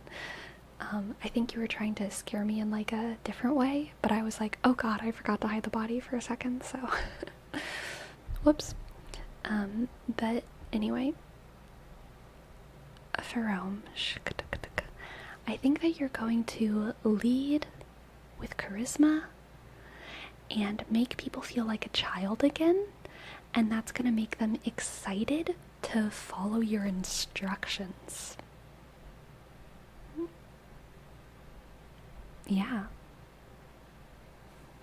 Positive leadership, making people feel free to trust you. In every job that must be done, there is an element of fun. You find the fun and snap. The job's a game, and every task you undertake becomes a piece of cake, a laugh, a spree. It's very clear to see that sugar helps the medicine go down. This is very Mary Poppins, okay? You are Mary Poppins, Ferome. A spoonful of sugar makes the medicine go down. You are going to be that spoonful of sugar, and you are going to make people take the medicine, alright? Top face. Thank you for your prime. Thank you. D kisk bishk apsk ashk c e click. Thank you. Yes, you're going to make people take that medicine. Next we have the Two of Pentacles. Dang, so you're gonna make people do hard work. You're gonna make people do hard work and enjoy doing hard work. I think that you're going to make people enjoy kind of an overwhelming situation. I'm kind of thinking about like Tech Week and theater and how there's like, you're kind of going from 4-hour rehearsals into all of a sudden having like 8-hour, 10-hour sometimes rehearsals. And it's a lot of hard work, but it's like kind of a little bit fun, but it's also like everyone's complaining, but it's like kind of a little bit fun. It's kind of like a band camp vibe or like a finals week vibe, but like a fun finals week. Yeah, I think you're going to help people enjoy a bit of a crunch. Let's see what oracle card we have.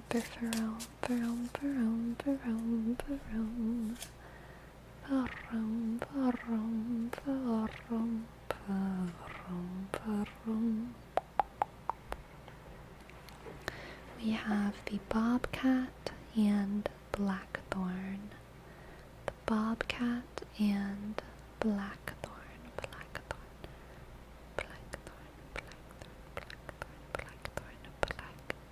Thorn. Patience. Ah, yes, patience. Patience. Patience is the great skill of the Emperor.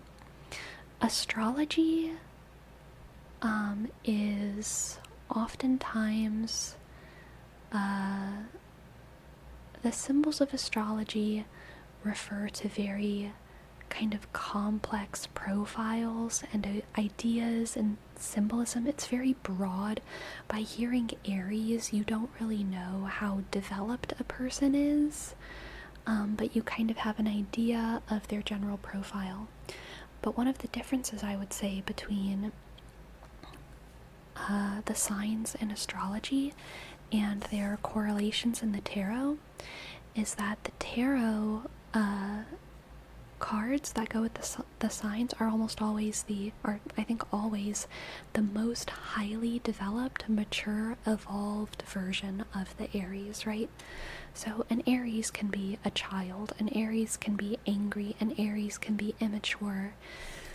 The Emperor is tied to the Aries card, and the Emperor is like the highest evolution of the Aries sign. And I think one of the biggest lessons that an Aries must learn, and what brings an Aries from a child into an adult, is in a big way learning patience. Because Aries is probably one of the most impulsive profiles in astrology, and they have the capacity to be patient, because patience too can be learned like muscle memory. To think before you act can be a skill that you learn until it's muscle memory, and then you don't have to remember to think before you act. Then it just starts happening. And that's one of the biggest lessons that Aries must learn. And that's what takes them to that level of being like the Emperor, being that King of Wands,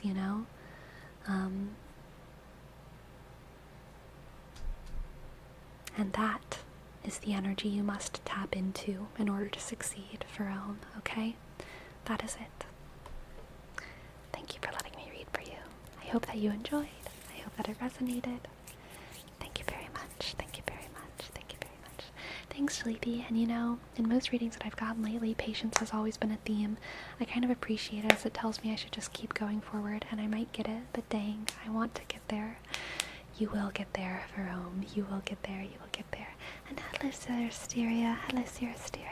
Hello, hello, hello, hello, hello, hello. Hello. Thank you very much.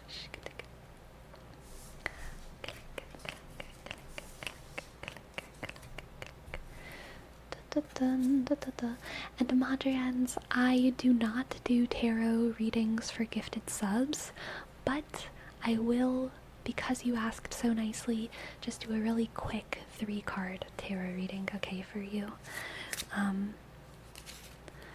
Yes. So let's see what the cards have for Madriens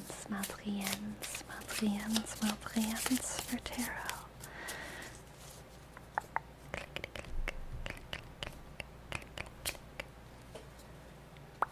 We have the 8 of Cups, the 3 of Pentacles, and the 2 of Wands. Okay, so the big theme here is leaving behind something that isn't serving you and going towards a mysterious future. And the part of what you're leaving behind is probably a network of workers or people who who you might feel like they depend on you a little bit. And so it's scary to leave them because it's like, what are they going to do without me? Oh no, what are they going to do without me? But you know they can handle it. You know they can. And they can handle it. And it might be a little bit of a struggle for them to, you know, find someone who can do your job or to take on more work for themselves for a while. But you are destined for something in the distance, far and bright and mysterious. And I don't know what that is yet, but it's on the horizon. And in order to reach it, you must leave your routine behind. This is your routine right here. Your routine, your everyday circle of folks who depend on you.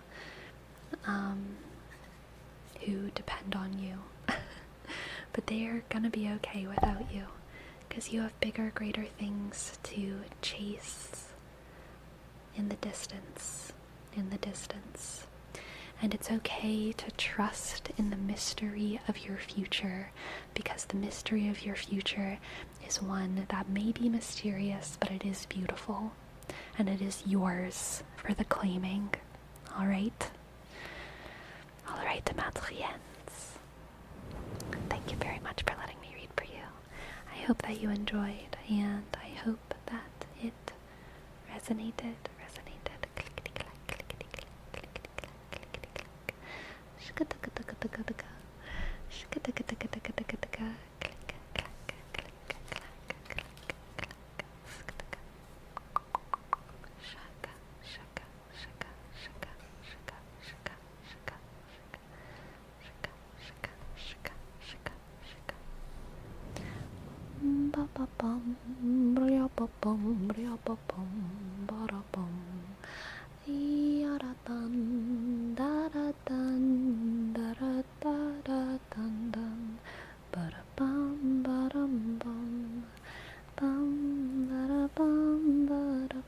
Okay, just drive back home now so I can't type. That's alright, Xerasteria. You will be here. You will be here in spirit. I will feel your presence.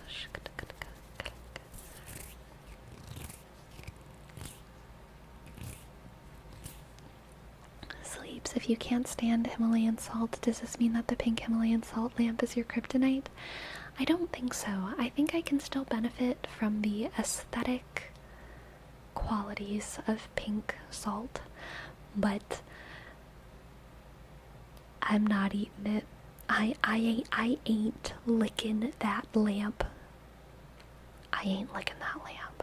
I don't care what no one tells me. I'm not licking that salt lamp. That actually resonates so much. Thank you for making an exception for me. You're welcome, Adrians. Thank you. By the way, did you hear that they're making the Uglies Netflix show? You're joking. You're joking.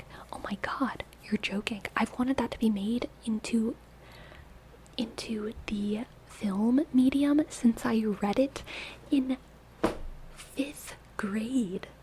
Are you kidding me? Are you kidding me? Oh my god. 5th grade. I've been waiting over 10 years. It's a movie? That's fine. That's good. Oh my god. What?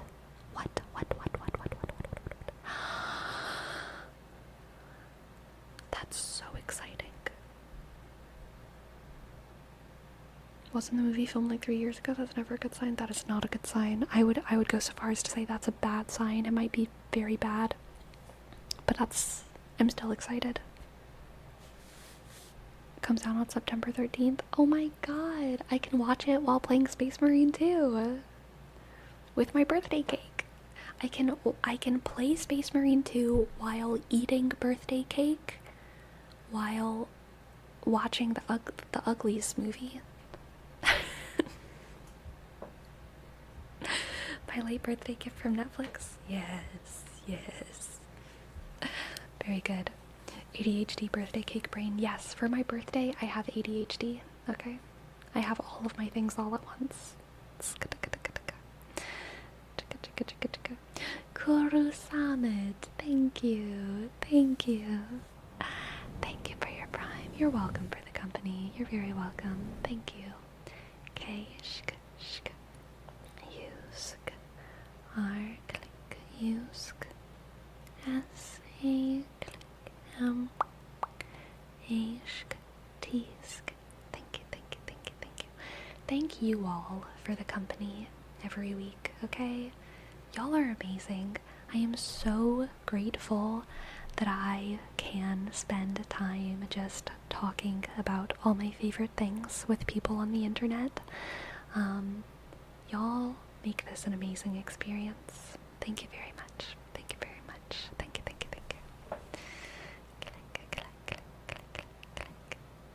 In February 2022,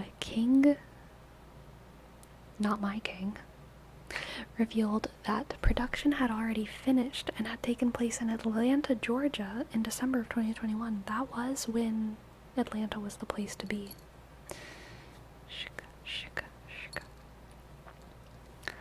I relate to ugly since I am ugly. Damn, Ultraman. That's rough. Geez, it's starring Joey King again?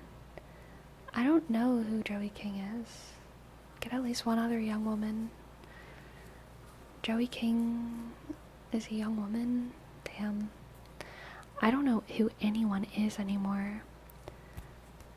I have no idea who anyone is. I have no idea who anyone is. Do you even know yourself? No. I'm fake. The real me was the me when I was 15, clearly. Ever since then, I've just been faking. That's a joke. I was talking about that at the beginning of the stream. I'm not gonna reiterate all of it, but it is a joke. The real me was the me before I found out RuneScape back in 2005. Very good. King is Joey King playing the main role. Okay, she's playing Tally. I need to look at her. Who is Joey King? Joey King. That works. She is extremely pretty. Oh, I just kind of knocked my ukulele. I wonder what she's gonna look like when she's an ugly. She's so pretty. She does look like how the pretties are described, but I wonder what she's gonna look like when she's supposed to be and ugly.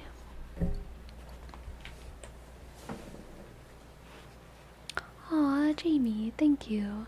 Sleepy, I don't know if the real talk segment is over, but honestly, you're a consistently positive force in an otherwise shitty world for a lot of people.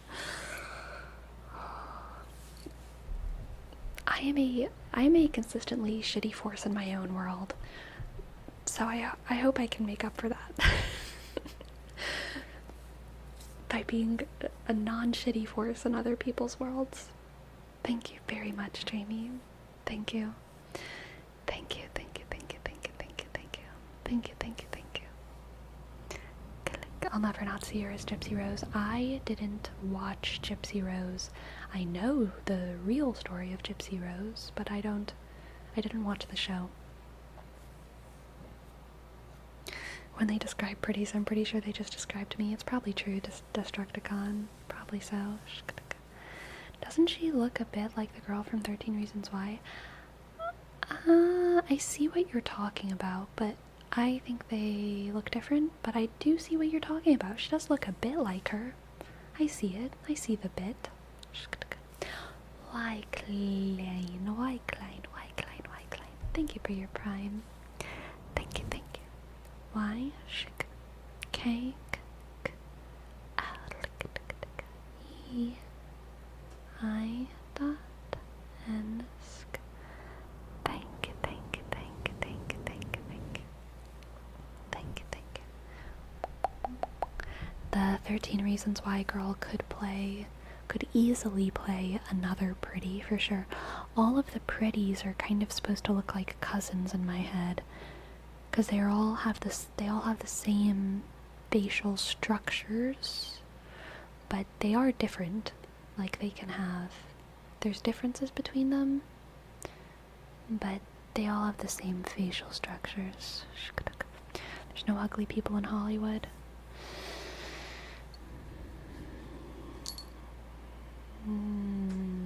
I think there are some. But it's not about how they look, okay? It's about how they treat other people. It makes them ugly. It makes them ugly. The way some superstars look at other people, I'm like, you ugly. You ugly. That face you made was just ugly because you just looked down on someone who did not deserve to be looked down on.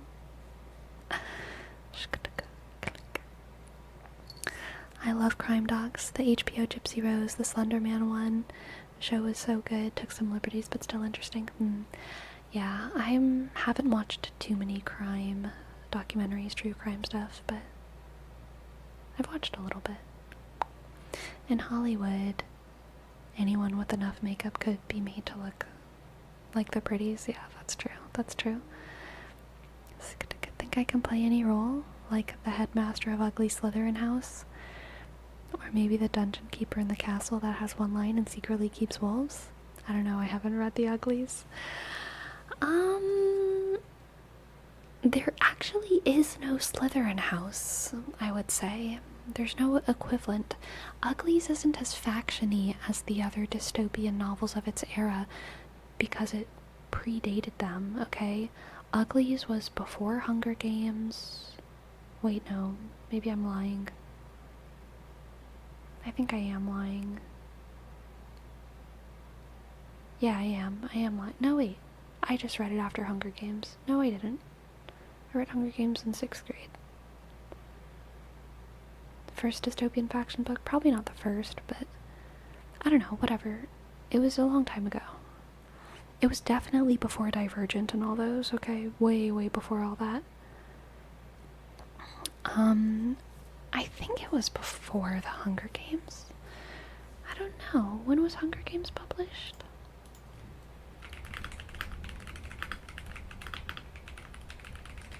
Click, click, click. 2008? And when was...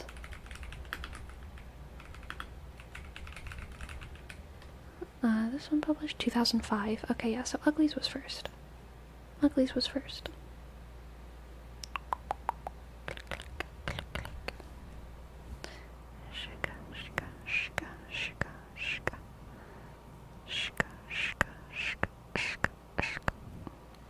Uglies is the greatest of all time. Uglies is not the greatest of all time. Uglies was pretty good though. It wasn't actually, it's not like one of my favorite series, but it is a really good series and I enjoyed it and it's still on my shelf. It's, watch out. Oh god. Oh god. Sorry. I'm sorry. I'm sorry I hurt you. I'm sorry I hurt you. Uglies is these books. There's 4 books. There's an eye, and there's an ear. I guess it's just 3. Maybe it is just 3 and not 4. No. It's 3, and then there's another one that's like kind of a different POV. And those are the Uglies books. Oh my god. I don't know how to do this right. Oh god. Shh. It's okay. You're okay. It's all gonna be okay. It's all gonna be okay.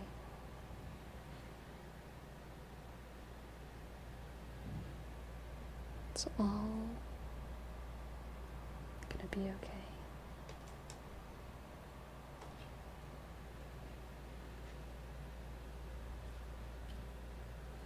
It's all gonna be okay.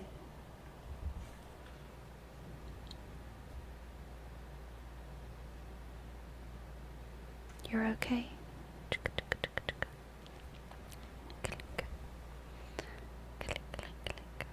Sleepy, you should just put ceiling art. No. No.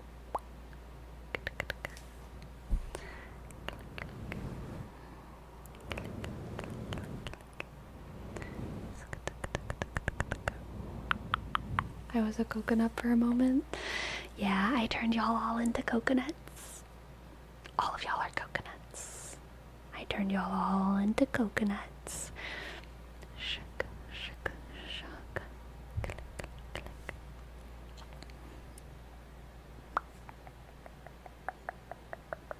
Click, click. Shook.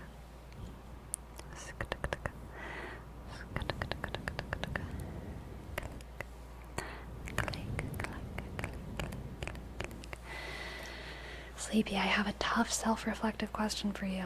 Okay, great. Does the position of the book on the bookshelves reflect how you're feeling liking the book right now? No.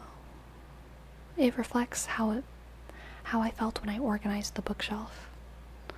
Like that one at the very top is regulated to collection. Oh, relegated to collection. All of them are collection. Also, I can easily reach up there. Even the top book, it's not too high. It's harder for me to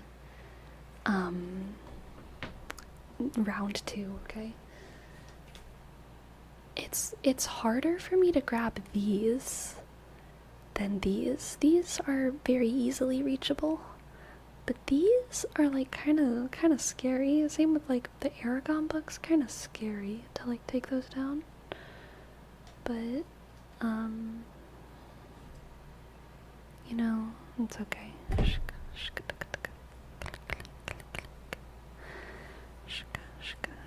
How do you reach up there with your ridiculously swole arms? Y'all know, whenever you lift, you gotta get that stretch. You gotta get that deep stretch, that deep eccentric, concentric, you know? No point in getting swole if you're not flexy.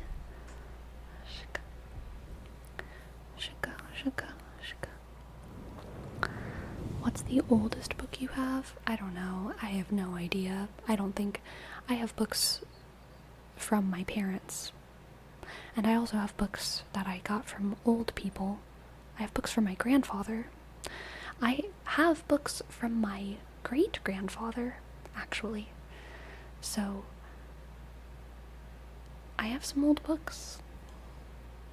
I have books from the No, that's not true.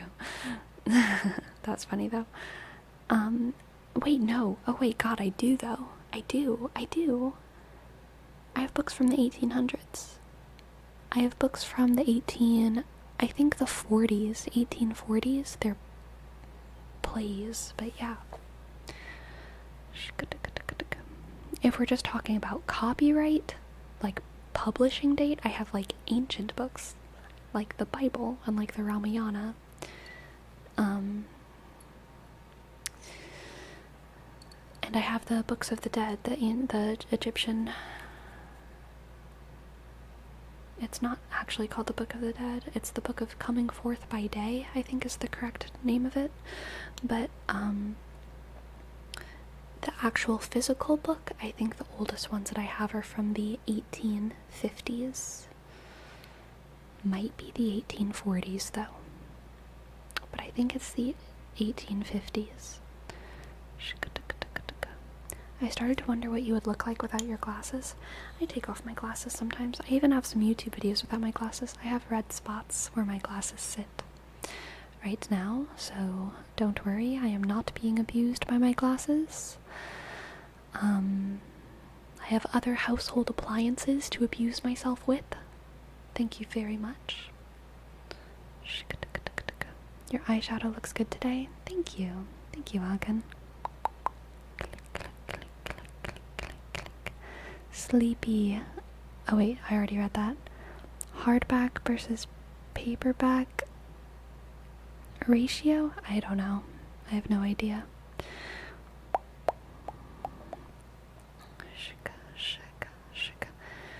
Who is this in the screen and where did you walk? Sleepy? It is I. It is I. I am who am.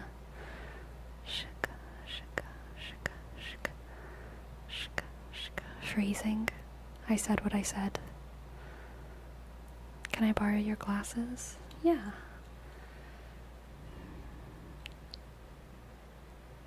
That's you. There you go. Now you see how I see. It's distorted though. It's kind of, lens distorted. 1 or 2? 1 or 2? 1 or 2? 1 or 2? That was loud, sorry.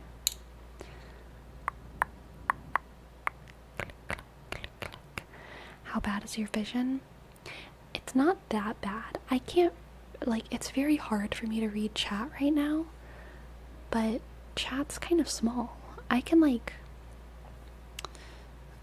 drive without my glasses because I can't read signs, but I can play sports without my glasses just fine.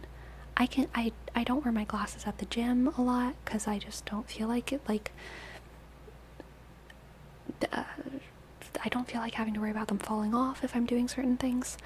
But if I go a long day without wearing my glasses, I do get headaches and I start feeling tired. But yeah, if I were in the ancient world, I would be totally fine without my glasses. But in a world where I must be literate and read and see a lot of small things, it's not a good world. Sleepy, growing up, did you have the people that always ask to try your glasses? Yeah. Did you get tired of it? No. It was attention for home. It was attention, and I was a child. Can you cook without them? Probably depends on what I'm cooking, but I think yeah. Yeah. I always got a kick out of driving instructors talking about how signs are different shapes, so they're recognizable, but then they require glasses to read the signs, right? I know the stop sign without reading stop, right. I can read all of those kinds of signs, but reading the interstate signs that are Madison Avenue, John Jacob Jingleheimer Schmidt Avenue, exit here to reach Canal Way is That's hard. That's hard. What's your prescription though? I don't remember. I don't have it memorized. I think I have it written down though.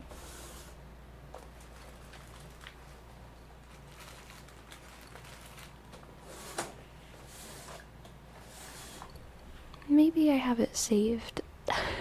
Saved somewhere on my computer. Let's see. What is my prescription?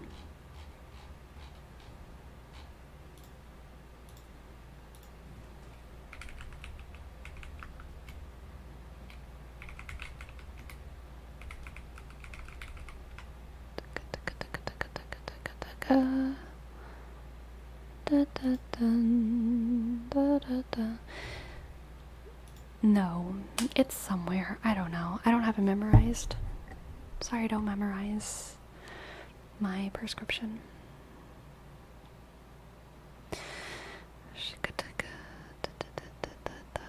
Would you make a mistake typing on the keyboard without glasses?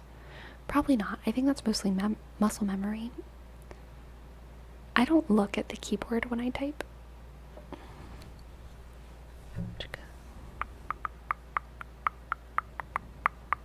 Prescriptions expire. Sounds like a scam ripoff, but whatever. I think, like, if I remember... No, I can't remember. Where is it? Oh gosh, I'll go get my prescription. I think I know where it is. I'll go find it. I'll be back.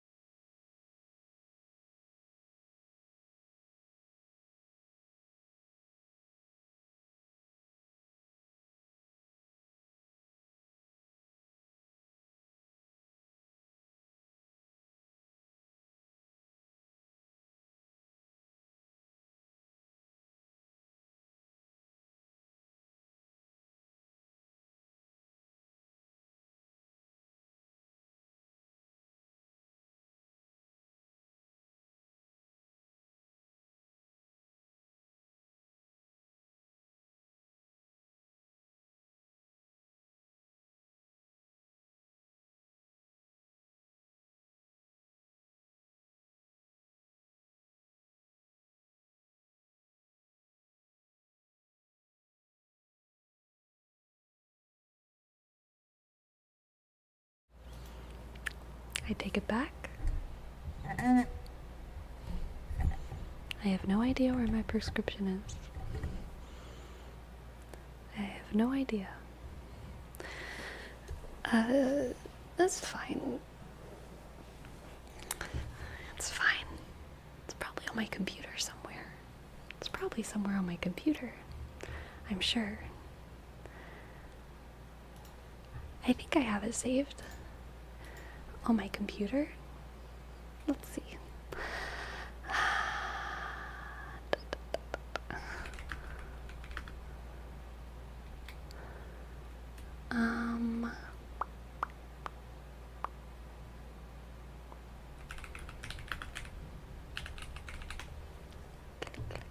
I think I have it saved.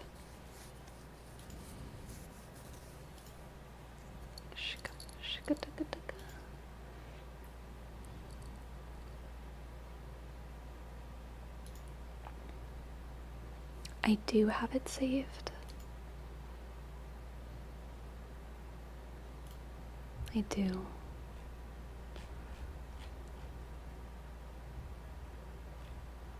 Somewhere.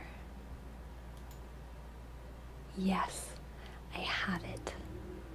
I have it. What am I looking at? Am I supposed to look at sphere or cylinder?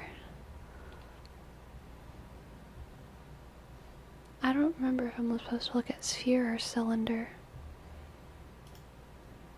But that's not what that was. Thumbnail. Thumbnail preview. Ignore that. Let's try this. That's it. I don't know what it means.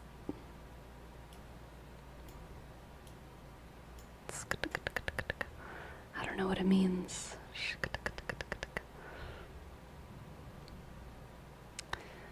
You got this done in 1997? Yeah. Exactly. Precisely. Let me take a better picture. I have astigmatism. Zonk.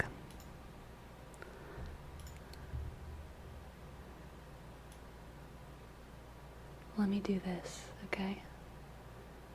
Let me do this.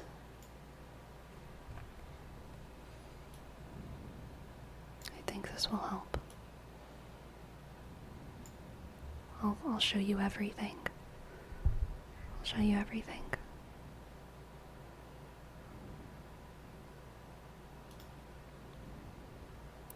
Oh wait, that's actually not everything. Ironically.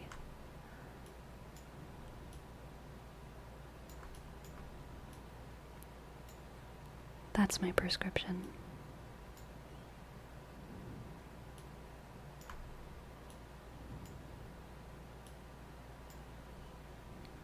That's it.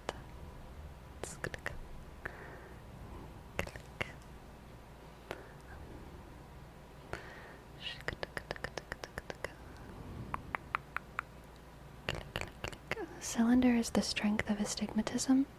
The SPH being a positive number means you're farsighted. Oh, the sphere is positive. Yeah, I am farsighted. Yeah, that's true. That makes sense. Probably why it's hard to read for us. Yeah. 1 and 2, that's small. I have really good eye health too. Like my eyes are the healthiest eyes in the world, probably. Like I think like, you know, I don't want to like brag, but I think I have the ideal health when it comes to my eyes. They're just bad at seeing, but when it comes to like their health, they're really good. That's what the doctor always says when I go. The doctor says, wow, you have really healthy eyes. It's a shame they don't work. I'm kidding. I added that. They don't actually say that. What if I just keep this up here as a joke? My eye prescription. If you can read it, you have okay eyes. But if you can't read it, you probably need glasses.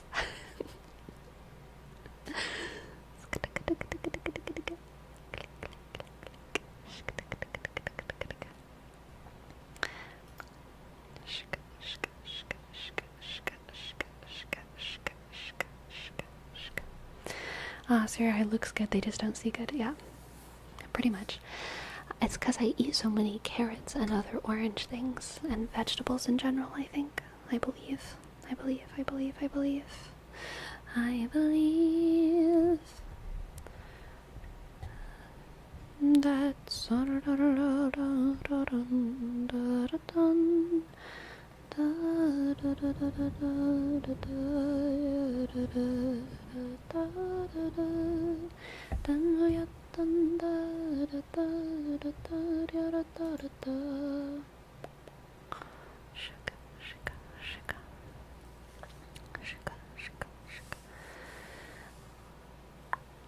eating carrots? What are you, a British pilot in the 1940s?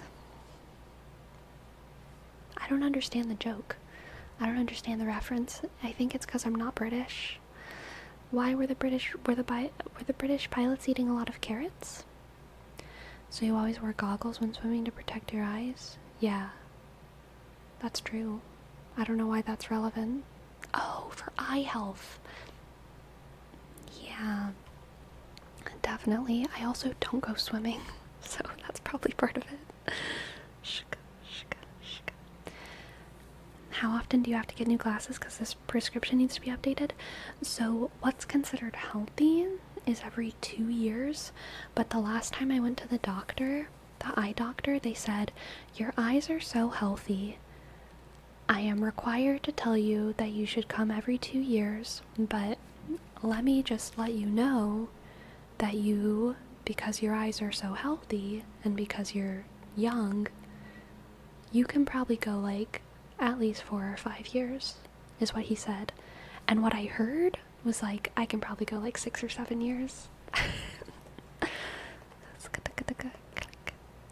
To hide the fact the British made radar tech to find German planes. Okay, wait, I need to use my brain. To hide the fact the British made radar tech to find German planes, they made propaganda saying they eat a lot of carrots to help improve their vision and dark sight. That's so funny. That is the most wholesome propaganda.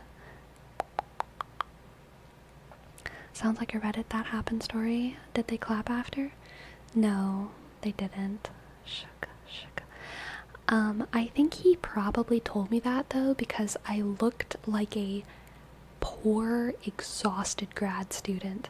And to be fair, I was like stumbling into the doctor's office and like having a hard time finding my insurance and like garbling my speech because I was so tired of like writing essays.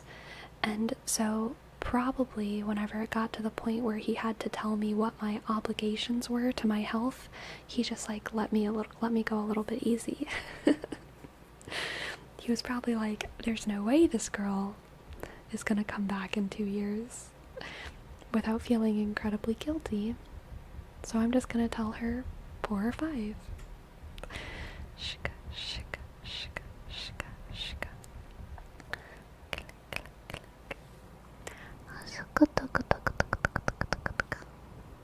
I heard pirates wore eye patches so they could have better night vision.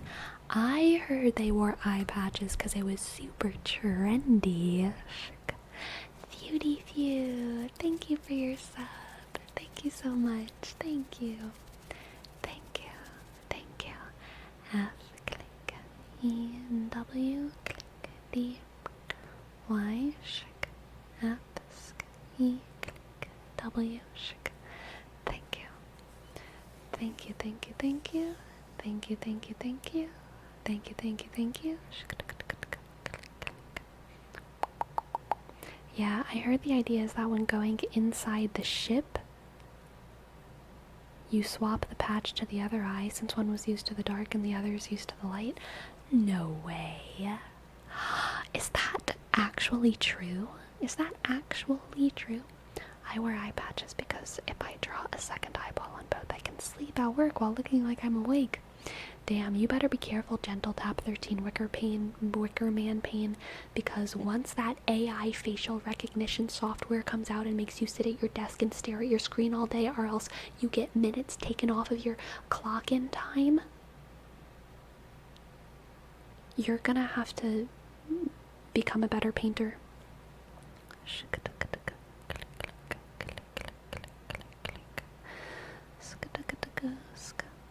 The eye patch could be used to prepare one eye to see in the dark, so when they would go below deck, they could swap the eye patch from one eye to the other and see with the eye that had already adjusted to the low light conditions. This would allow them to instantly see in the dark. That is so cool. Oh my god. Pirates are amazing. Oh my god. It's almost like every person who we were taught was like an outlaw and like dangerous and like bad in history was actually like a little bit based, but like in their own unique way. And that's not to say that they weren't dangerous and like probably not someone who you want to have babysit your kids. They were still based. I don't want my babysitter, if I ever have one, to be like too based, you know? Whenever I'm looking for a babysitter, I'm not looking for basedness. I'm looking for someone quiet and obedient. To be real. Someone who's like, let's have fun. Jump rope.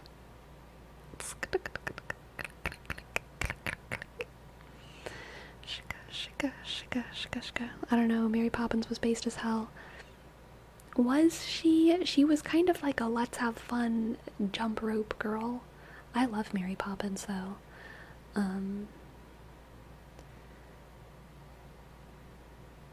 I do love Mary Poppins. She was based as hell. Am I gaslighting myself? Am I letting Mary Poppins propaganda like change the way that I feel about British banks? I don't know what's real. Chimney sweeps. There's something about chimney sweeps in this conversation and I don't know what it is. I don't know what propaganda is and what propaganda isn't, and I think it's everything. Oh my god. Mary Poppins was based as hell.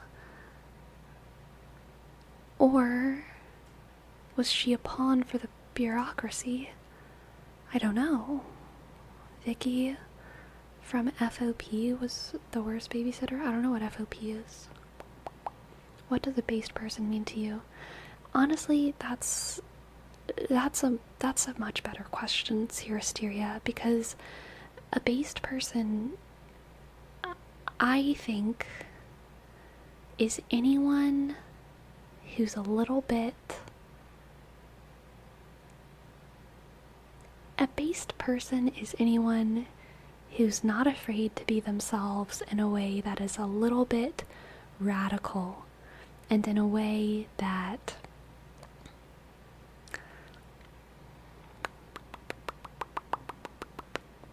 disagrees with convention, disagrees with the zeitgeist, okay?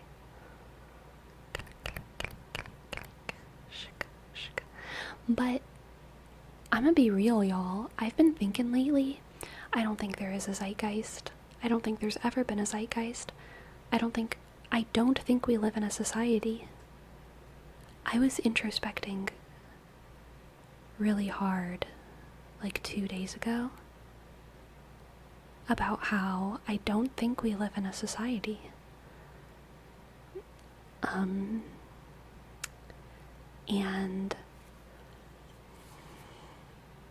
what I mean by that is that we all have this idea of who they are and what the norm is. Elephant Nut, welcome in, welcome in. I'm so glad to have you. Thank you so much for gifting 5 subs. Thank you, thank you, thank you. Ishk, L Ishk, P Ishk, Isk, N click, T click, N shk, Usk, Tsk. Thank you. Thank you, Elephant Nut. Let's see, whenever I say that there isn't a society, and there isn't a zeitgeist, and there isn't a they, are we talking about if culture is real? Kind of. What I mean is that, like, I think we actually are just all individuals. which is like duh, like obvious, but so I was introspecting hard about this like 2 or 3 days ago, and then yesterday I was hanging out with one of my friends, and I tried to start the conversation with them, but I didn't even know how to. And I think what I told them was that I was experiencing reality exhaustion, but then the conversation was kind of over because I didn't know how to explain it. And I probably made some comment about corn. And then time passed, and I don't want to go into specifics because I don't want to talk about politics in a specific way. I want to talk about politics in a meta way, okay? So I was talking to my friend, and they showed me an interview, okay? Someone did an interview on a specific news agency, and then, so let's say that RTH, fake news agency, RTH interviewed Michael. Not you, a different Michael. And Michael was talking a lot of shit about Brandon, okay? And so whenever RTH did a whole interview shit-talking Brandon, news agency FRB interviewed Brandon. Okay? So my friend is in support of Michael, and my friend showed me this interview with them, and I was like, wow, interesting that Michael said all these things. Okay. And then on the sidebar of the YouTubes, there was like Brandon's retorts to Michael. And I was like, oh, we should watch that. And then my friend was like, why would I want to watch a news agency that's just going to twist everything that Michael says? And I said, you already heard what Brandon said. I want to know what Michael said, you already heard what the first guy said, though, so why are you worrying about hearing them twist it? I want to hear what the other person says. You know what I mean? Why are you worried about hearing someone else twist what you know? Right? That was my perspective. And they were like, no, I don't even want to watch it. And I was like, okay, that's fine. But it was exactly what I'm talking about. It was a moment that made me feel reality exhaustion, because there is more than one narrative about what is real, and America thinks that there's two narratives about what is real. There's like a right and a left, but that's also not true. It's not true. There's not two narratives. There's actually like hundreds of millions, and no one is they. No one is them, okay? Like, there is no there is no society that we live in. There's individual people who have individual motives, and sometimes individual people have motives that overlap. And whenever that happens, change occurs and movement happens, okay? Like, that's how giant industries start to exist and make a lot of money. It's not because there's people in charge who have a motive, it's because there's a lot of people who have different motives, and their motives happen to align in a way that makes, like, the pharmaceutical industry exist. It's not because evil people are doing a thing, it's because there's some evil people, and there's some really good doctors, and there's some people who need money for their families, and there's some people who need money for their cars, and there's some people who are on a mission to cure freaking whatever, and all of these people have a motive that aligns, and so because of that, there's this industry that has this massive amount of money, right? That's just like one example. That's just like one example to say that, like, there is no they. There just is no they. There is no they. And I am so exhausted of feeling like I'm the only person who doesn't talk about them as if they are a group of villains. It makes me feel isolated. I hang out with people who are all over every spectrum, and they all have different theys, and none of them exist in real life. None of them exist in real life. There is no they. There are a lot of people who are wrong. There's so many people that are wrong about a lot of things, and I'm not saying that everyone is right, and I'm not saying that everyone is wrong. I'm just saying that, like, the scarecrow idea that we have in our head of whoever they are is, like, pretty much never right. And I'm so tired of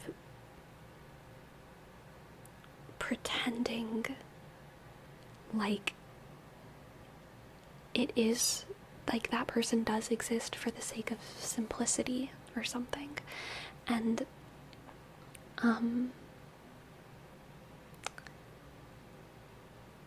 yeah, I think that's it. I think that's the whole rant. Thank you, Sarah Stereo. I try. Night Boy, thank you for your sub. N click I dot G shk H click T click B click W shk O shk Y shk. I have another thing, and I will say it after Affable Sloth's name trace. Thank you so much for your prime. A shk F click F click A shk B click L E shk underscore click S L O shk T shk H click. Thank you, Affable Sloth. Thank you very much. Okay, so I want to bring this back to one of my friends who just didn't even want to hear the words of someone else. They were shown a opportunity to listen to a different perspective that they didn't even want to give them the time in their brain to listen to them, which is a feeling that a lot of people have. A lot of people have people who they're like, I'm not even going to give them any time to listen, even if they're important or whatever or relevant. I will talk shit about them all day and I will never listen to them speak. A lot of people are like that, which if you're not going to be involved in, like, talking about the stuff, then, like, that's probably fine. But anyway, my friend didn't even want to hear a person speak because they found what the concept of who they were and what they stood for so disagreeable. Something that makes me feel reality exhausted is the fact that I also have things that I'm sure about. I am 100% positive that the weather is a scientific process that has to do with the shape of the earth and the sun and the moon and the oceans and tectonic plates and temperature moving all across the globe. But there are conspiracy theorists out there who say that the weather is not real and that the weather is made by a group of people to fool us all. Alright? This is like an extreme conspiracy.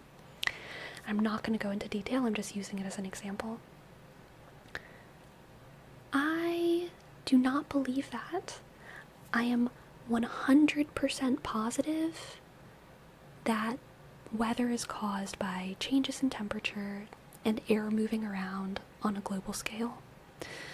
But whenever I feel totally sure about something, I've gotten to the point where I remember those moments of seeing people in my life be totally sure about something in a way that strikes me as being close-minded. And then all of a sudden I remind myself of people who I don't want to be because I'm sure about something, which is an exhausting feeling. It doesn't make me less sure about the weather. but it makes me a lot less sure about myself. And that's an exhausting feeling. It's just exhausting. It doesn't make me question reality, but it does just exhaust my brain. And it makes me feel isolated. And it makes me feel sad because I don't know how to talk about it without sounding insane. So I'm talking about it on the internet because I have time to be as long-winded as I want here, which is nice. It is a nice freedom that I enjoy.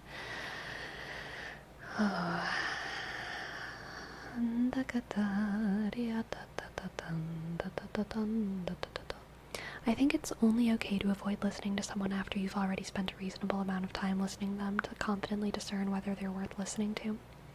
Yeah, like, I think it's fine to not listen to someone for a lot of reasons. Like, sometimes you just don't have time to listen to everyone. Sometimes you really don't like the sound of their voice. Like, there's a lot of good reasons to not listen to someone. And yeah, I would say that one of those good reasons is like you've already given them enough of a chance. And exactly what that line is can only be determined by you, because only we know how smart you are and how many chances one needs, right? For you to understand whether or not they're worth listening to. But whenever you literally, never listen to someone because the idea of what they represent is so foul to you, I just feel like you are stopping yourself from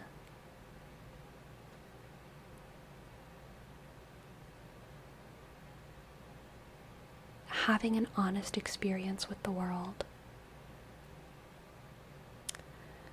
And what's important as well, part of this conversation, the people who never listen to what they see as the other side are themselves not a side, okay? Like, my friend who didn't want to listen to the other side is not a representation of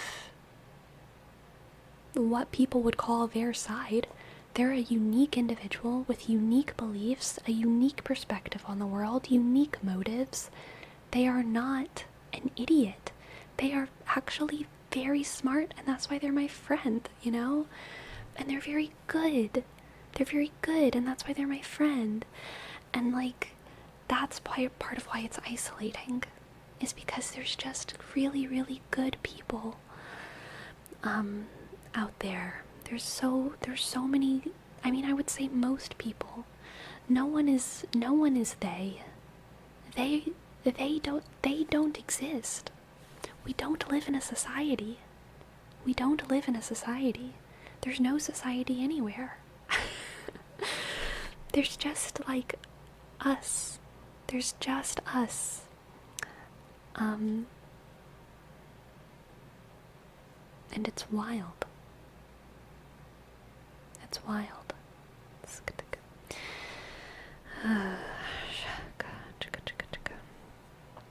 You're also stopping yourself from understanding ideas that are less radical but still matter to people who follow those people. Yeah, that's true.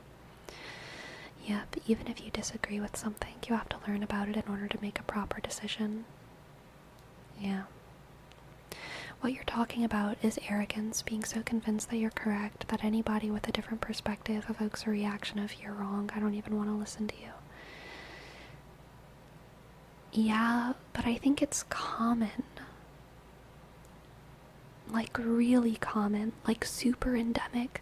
Like, it might even be natural, right? Like, it might even be natural to feel that kind of tribalistic thing of, I must represent a group, and I must be against a group.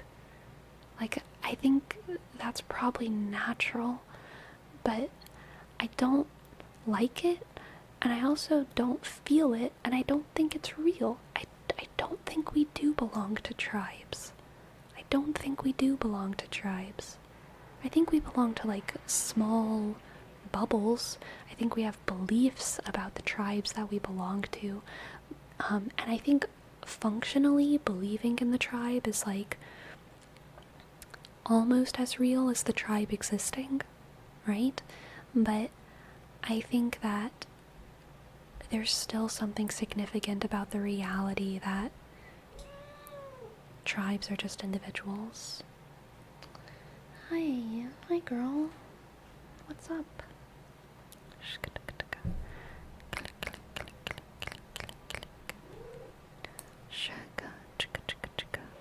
Hello, mixed boy. I think what you're talking about is a kind of fear of a porous self that is permeable and can be influenced by those they encounter. Some people are uncomfortable with the idea and close themselves off to it. And Olivia, I think that does really get to part of what I'm saying, a big part of what I'm saying. The fear of a porous self. That's a beautiful way to put it. Yes, yes. There's a bit of the psychological concept called cognitive closure, where people seek an answer because they're uncomfortable with ambiguity. Ah, cognitive closure, another good word. I like that, Aunt Olivia. I like that. Blotter. Thank you for your prime. B, click, click. L, A, shk. D, shk. U, sk. R, click. 9, sk. 7, sk. Thank you, thank you, thank you. Thank you, thank you, thank you. Click, click, click. Shk. I belong to the tribe of people who put the toilet paper with the sheet going over and under, over instead of under. And the other tribe is sick. Exactly. Exactly. Man, that felt good to get off my chest. Thank you. Thank you, my friends. Reality exhaustion.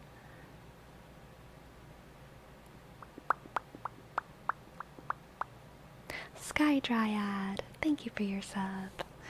Man, anyone who subs during / after this rant, y'all are precious to me, okay? Because I know that you too are based as hell. You're not part of this society, Sky Dryad. S-K, click, click, Y, shk, D, shk, R, click, Y, click, A, click, D. Thank you. Thank you, thank you, thank you. Sleepy, you're an open-minded person who's tired of people being close-minded. That is based. Thank you, Ogden. I really am, but then also it's like sometimes I feel like I actually am too open-minded. You know, like I might actually be like so open-minded my brain falls out, as they say. And I think that is part of my that is the cross I bear, okay? I give that to Jesus every day. Jesus walks over to me carrying the crucifix, and I say, "Take my open-mindedness, God. Take my open-mindedness at your feet, for it is too much of a burden for me to bear alone." Every day, literally every day that happens. It's wild.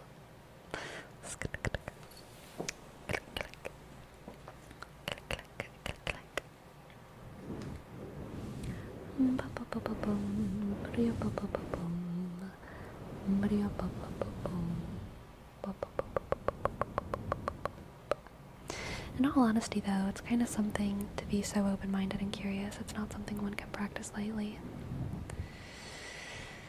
Yeah, I think that's true, Sky Dryad. Meow. Meow. Meow, my cat says. I guess if you can't understand how a human could be the way they are, that could lead you to subconsciously dehumanize them. Absolutely. Yeah. Absolutely. Earlier today, my cat did the longest meow I've ever heard her meow. It just kept going. It was like, meow.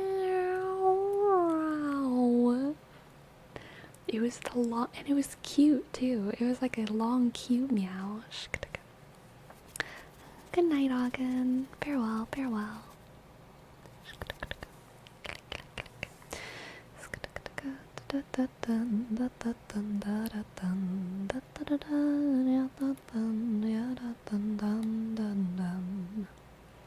So you're part of the freedom is my prison? I've heard people say something along those lines.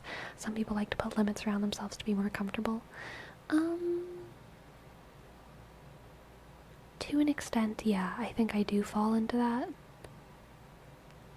camp. I've never thought of it as saying freedom is my prison. I don't resonate with that phraseology. That actually sounds like gross to me. I don't like that, but I do resonate with putting limits around myself to be more comfortable. Like limits around my brain. Not because my brain is so big, because my brain is so like dumb.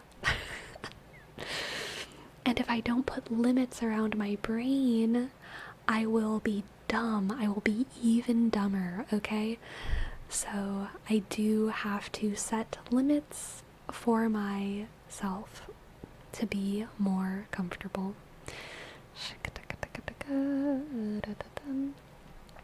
I think the danger of open-mindedness is that there are many things where objective reality does exist and that an opinion that is simply incorrect cannot be legitimate. You're so right, Eustace. You're so right. And it is something that I struggle with. Like, and yeah, I have to just set limits. I do. I totally do. Whenever I start hearing conspiracies, I just have to set limits. I really don't look up conspiracy stuff. I kind of feel like if anything urgent is happening, someone in real life will tell me. If someone starts eating children, you know, if someone is actually a lizard, someone will probably tell me. I shouldn't look it up. Because it's just not a good idea. I'm too open-minded. I'm too open-minded. Yeah, no, limits are really good for your mental health. It sounds obvious, but it's really important. It really is. It really is. Michael and Brandon are lizards. Oh my god. Please. Please.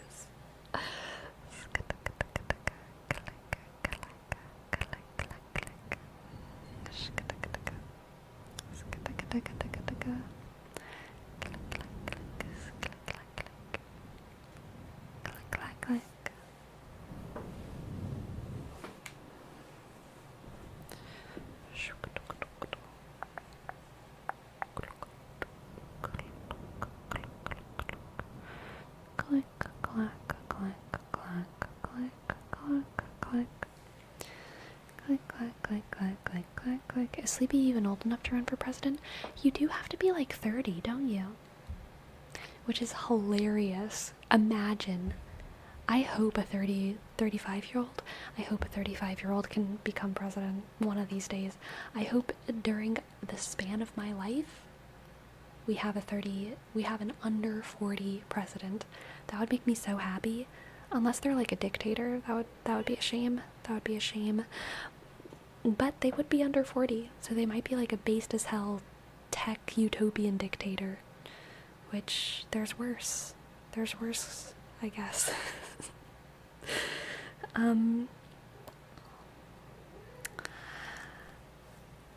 Yeah.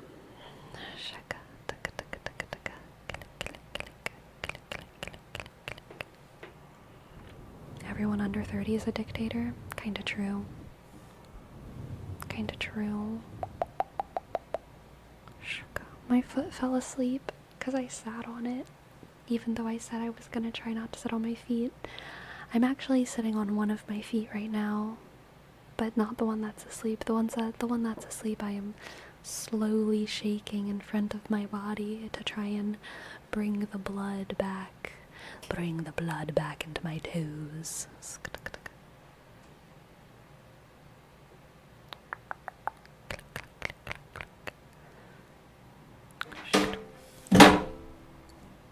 Sorry, that was my cat under my desk. It wasn't even me, I promise. Girl, you cannot be bonking my ukulele.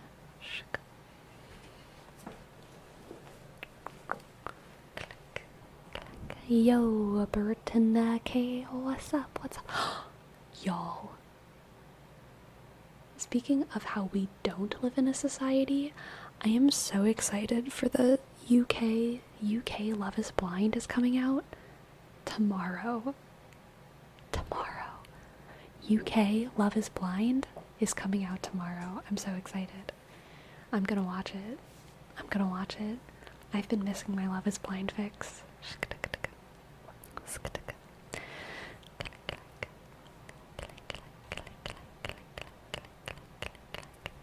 I've been thinking, if your beliefs constantly change, how can having beliefs provide any security? When you acknowledge that all your beliefs can change, it's just as disorienting as having no beliefs at all. In a way, it invalidates the ones you have currently. I totally agree, Octogest. Yeah. People do both. Well, okay, let me be specific. People brag about both. People say, I've said this since I was 20 and I was running for governor, and now I'm 80 and I believe the same thing, and therefore I am a genuine politician. And it's not always in politics that this comes up. It comes up in other places as well. But people say, I've done this the whole time, and that's why you know that I'm real. And then people also do the opposite, especially people online and entertainment or whatever. People say, I'm super open-minded. I listen to all the different things. I change my mind all the time. This is the last thing I changed my mind on. Yesterday I learned this. Oh, I think my opinion has changed. And both of them are good. You have to be able to do both. But yes, also having strict principles and strict limits and axioms that don't change is so important, not just for mental health, but for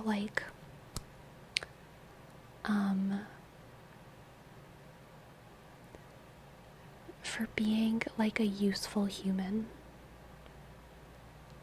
in a purely functional utilitarian sense. I think everyone is useful in a spiritual sense, we're all not going to hell. We're all winning against Satan, okay? But in a strictly utilitarian, human, functional, materialistic way, I think that having axioms and having principles that you stick to is very important. But then also, being able to change your mind is obviously a sign that you can learn, and learning is very important.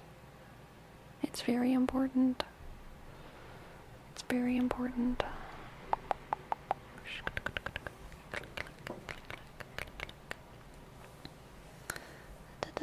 Often when people change their identity radically and suddenly they retain a core identity that they build their new self around, they view their self as a more authentic expression of that core identity. Yeah. Interesting. Strongly held principled, loosely held beliefs. Strongly held principles, loosely held beliefs.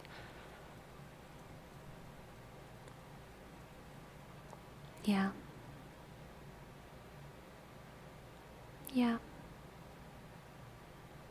I think that's fair. Elephant nut. I like that. Strongly held principles, loosely held beliefs. What were the other words? And Olivia, what were the words that I liked? I want to write them down. I liked porous self, and I liked cognitive something. Cognitive closure and porous self. I want to remember these words. Strongly held principles, loosely held beliefs.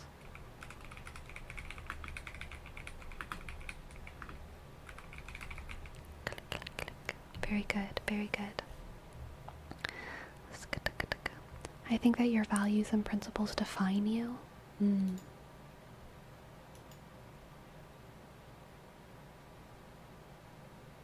Yeah.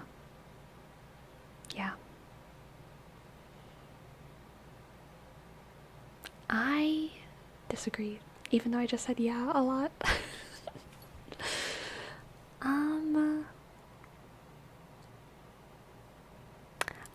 that your values and principles are very important, but I actually think that I define people by how they treat others, which usually is informed by their values and beliefs, but not always. Or like they don't always like align. And I think that actually it's more important how you treat people. I think how you treat people in the world defines you. Yes.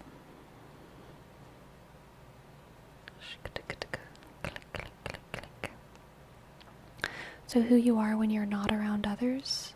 Oh, so who are you when you're not around others? Good question. Good question. When you're not around others, are you telling me your principles matter when you're not around others? Are you like not gonna steal bananas from the banana tree when you're like alone on a desert island? No, that doesn't make any sense. I mean, what I just said didn't make any sense. I wasn't like talking to you about how that didn't make any sense. I'm trying to think of a better analogy. What your values and principles, what are they if you're by yourself? What values and principles do you have that don't relate to you being around other people, at least like in an imaginal sense? Like how can the values and principles are all kind of based on the idea that we're with other people, right? We don't really have values and principles when it comes to just how we engage with no other identity. Like, I think it could apply to like how we treat animals. When I say how we treat others, I would say that that includes how we treat nature, how we treat animals. But like, I don't think we have values and principles that could even apply if there's no sentient life but ourselves. If we are the only sentient being, I have no idea what defines us. But I'm curious to see if you have anything to say about that. Yes, because your values and principles could clash against someone else's, but how you treat them regardless is important. Yeah, I think it's also like okay to treat people badly, but like it does define you. And I think that being nice is not always like the best way to treat someone personally. Like, you know, I think toxic positivity exists. I think that being a people pleaser in a negative way exists. And that has to do with how you treat people. When I say how you treat people defines you, I don't mean you should always be nice to people all the time. I just mean that the way you treat people defines you, and usually being nice is what you should do. But I think I have a lot of, well, I know I have a lot of respect for people who are harsher and blunter and ruder than I am. And those are defining things about them, I would say, even though it's never who I would be. Yeah. Click, click, clickety, click, click, click. Elephant means you can be the best employee, the best daughter, the best friend to X person, but who are you when you're apart? I think you can still be defined by how you treat other people, even when those other people like aren't around, you know?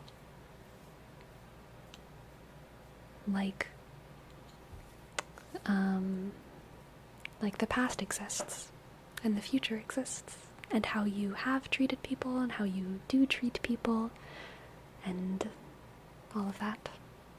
I think the future in the sense of how we define people is more important. Like, I don't think we should be defined by, you know, how we treated people 10 years ago, but I think we should kind of be defined by how we plan to treat people today and tomorrow and stuff.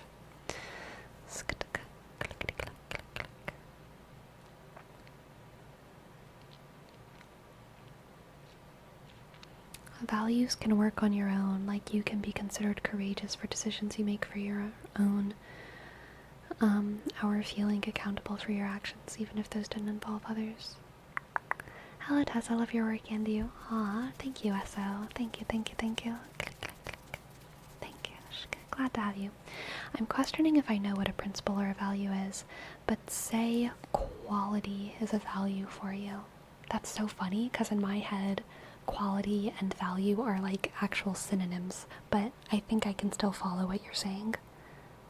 Like, I think what you're saying is, if quality is a value, then things being better means that they're more valuable than if they're worse. Would investing a lot of care in your woodworking be practicing that value? Okay, quality is in workmanship and care. Okay. Would investing a lot of care in your woodworking be practicing that value?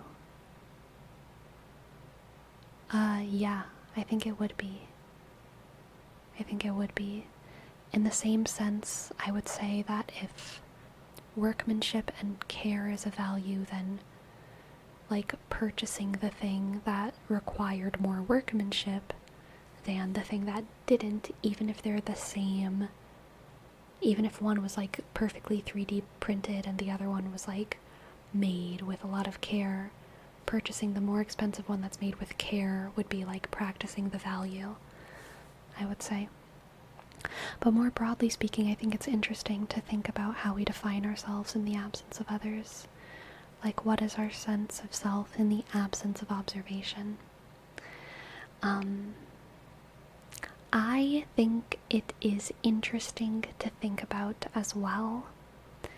And I don't mean to shut it down by saying this, because I agree that it's interesting to think about. But I also think that humans are biologically such social creatures. I think we almost don't exist in the absence of others. Like moment to moment, yes. Like, obviously, you know, obviously all of us are alone. But, like, in the broader sense, I think humans have like a biological element that is almost always operating in a social context.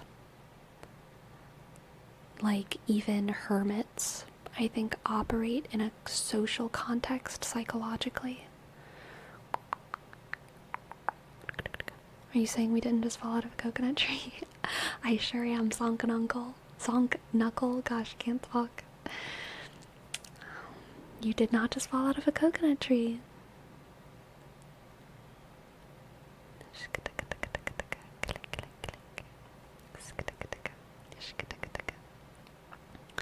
What about something like asceticism and Saint Anthony? I don't know too much about Saint Anthony, so I can't speak specifically to him, but I can think of other hermits, religious hermits, and I can think of Diocletian, who I went on like a research kick on a couple weeks ago. People who really, really did live by themselves. Although Diocletian talked to people and went into town and like did crazy stuff. The first one to do monasticism? Interesting. Yeah, no, I think you still exist in a social context. Even if you live by yourself in a cave, I think you exist in a social context. I think it's like deep within our brain. I think saying you don't live in a social context is like saying you don't have language. I've talked about this before, but like the major contribution of Chomsky as a linguist was the thought that like language is the human specialization biologically. You know, like elephants say "Mrrr," and then horses run really fast, and ducks swim really well, and they do these things naturally. They just do them. There are things that most animals know how to just do naturally. We all know how to chew and swallow our food and like breathe and eat. But there's humans, one of the hilarious things about humans and adorable things about humans is that we're really bad at walking and doing all these, and swimming and cooking and doing these things that are kind of necessary. But the human specialization, the thing that we do naturally, is language. we have to learn how to speak specific languages. I have to learn how to speak English as a baby.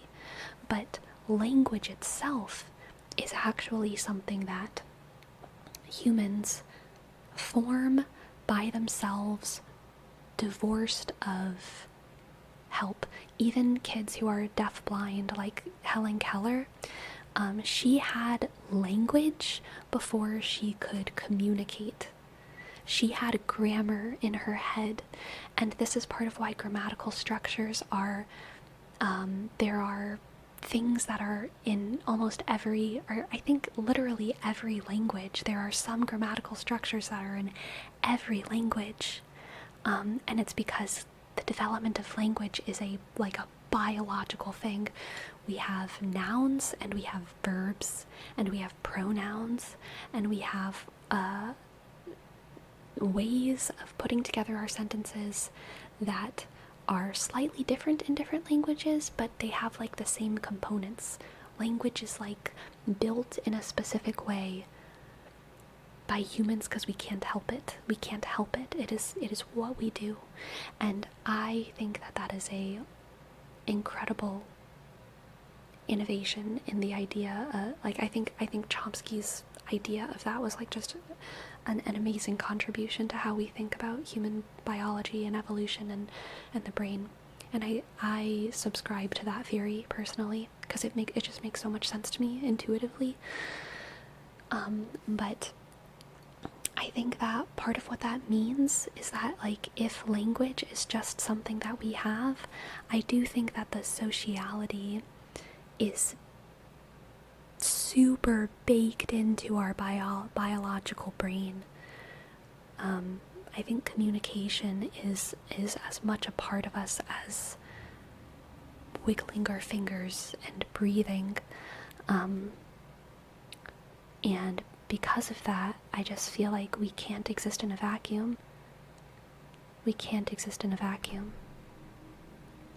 We can be alone. We can be alone on a desert island, but we will always be imagining at least, either a god or someone that we hate, or we will start humanizing the bears around us, or we will start talking to the volleyball, or we will start just kind of communicating. We will always start communicating and anthropomorphizing the stuff around us.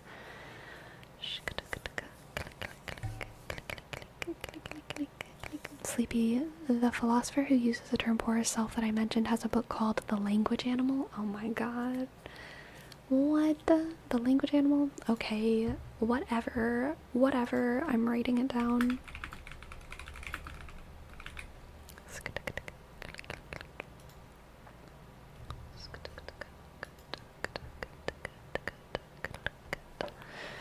I've been contemplating determinism versus free will. What are your thoughts? I believe in free will, basically, is my thought. On one side, there have been studies that seem to indicate brain activity moments before a decision is made that may indicate a lack of free will, in the sense we typically think about it. The universe seems to be very cause and effect based, which would also seem to indicate a lack of free will. But on the other hand, I do not think we can entirely discount the human experience, and that tends to lend itself towards free will. I believe in free will. Can you talk about some of the hermits you've mentioned? So look up, I believe they're called anchorites. I don't know if any of them are saints. Anchorites, it was a type of hermit in the Old Catholic Church, although usually I will say they were tied to they lived connected to a church, but they didn't talk to anyone. They took vows of silence and basically lived in self-imposed, isolation, self-imposed solitary confinement. And then the other one that I mentioned was Diocletian. Diocletian, I don't know if you would count as a hermit, because he did write a lot and he did talk to other people, but he was a hermit in the sense that he lived by himself outside of society. Diocletian. There's also, of course, Saint Benedict, before he started the monastery. There was Saint Anthony, as Destructicon mentioned.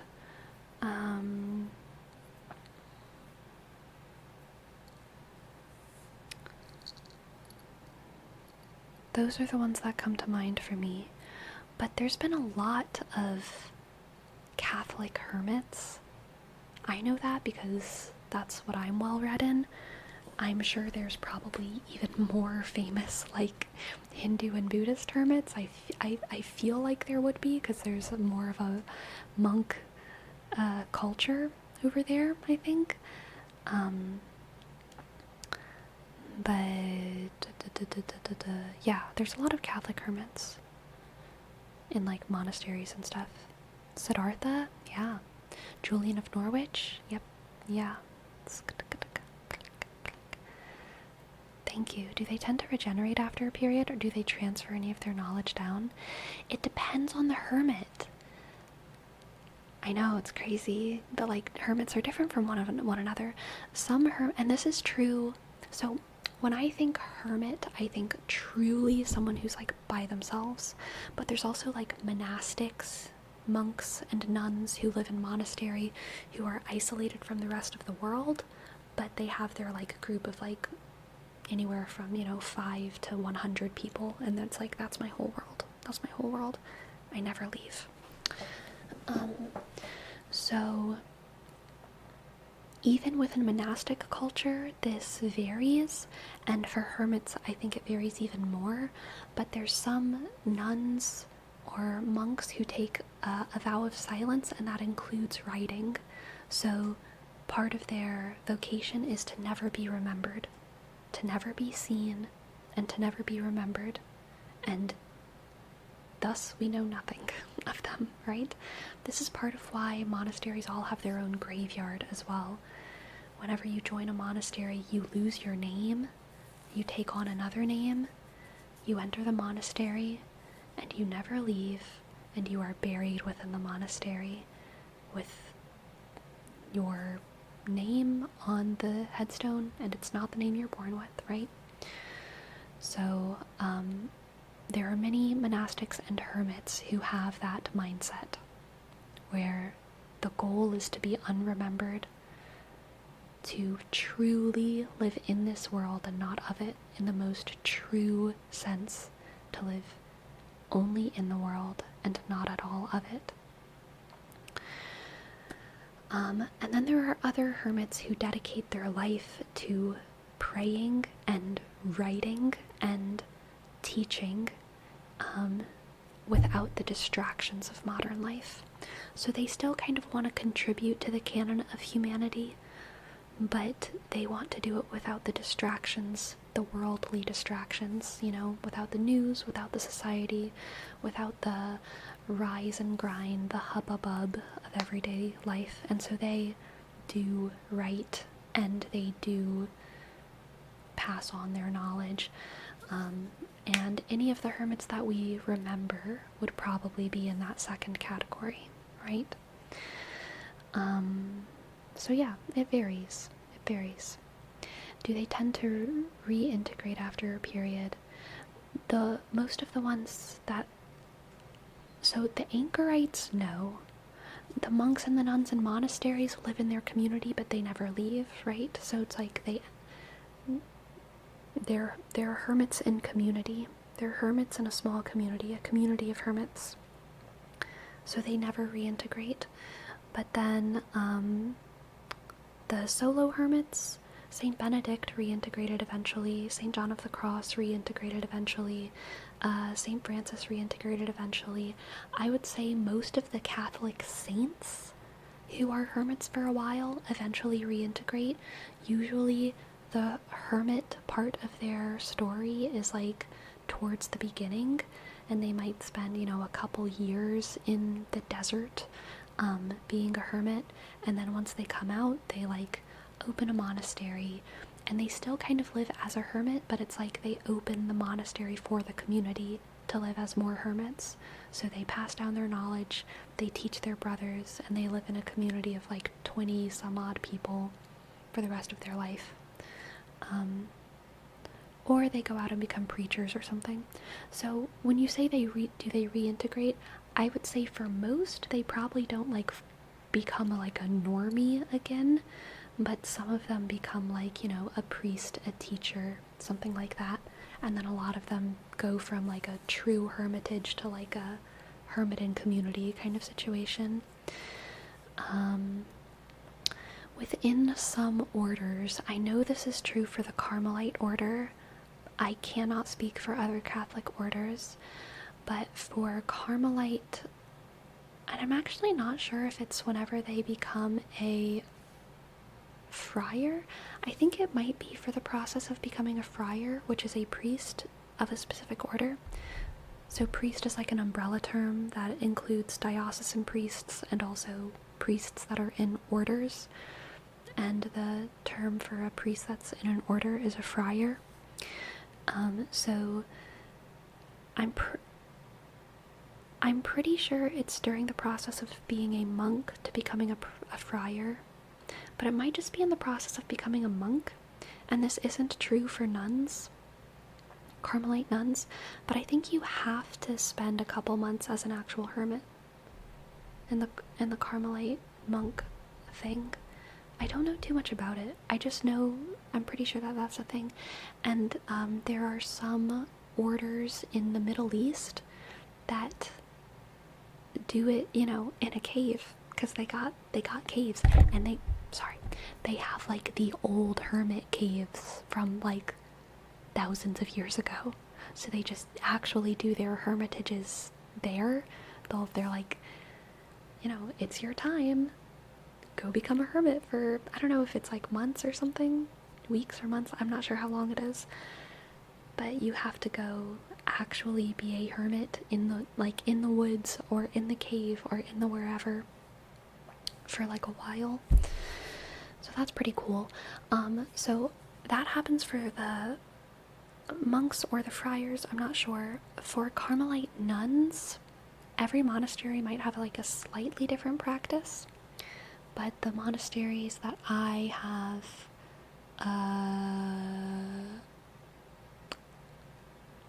been in proximity with have done a thing where they're like on a hermit rotation. So Carmelite monasteries have usually between like 12 and I think 18, 12 and 18 or 19 like nuns, and basically every week one of them will be in a strict hermitage. So they have a actual separate tiny little house on the property, and it's called the hermitage. And for most of life, they're all kind of working together and eating together and praying together and doing their chores and stuff. But every week at least one of the sisters is on a strict hermitage in the cottage, where the only time they leave is to come and silently grab food and go back, or to come and go to mass and go back, but during mass they're silent. They take the Eucharist and that's it. They take the Eucharist and they listen, right? But that's it. They don't even look at the other sisters.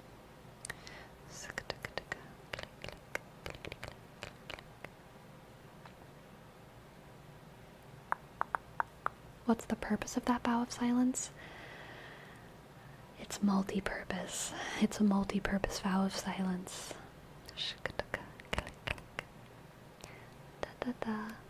Y'all, it is overtime right now.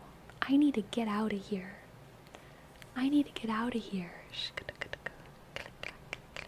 Do you know them?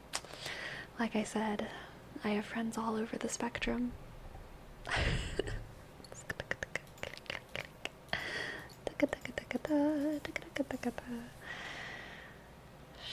Convos were super fun. What should we name the stream? What should we name the stream?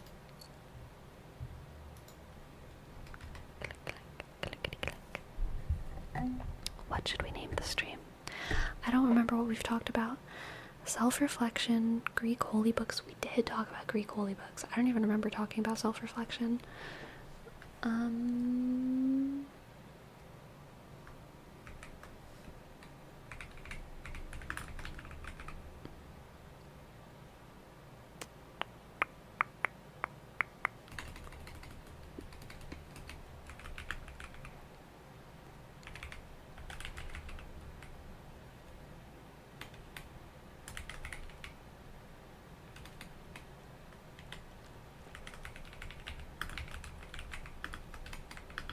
Let's see.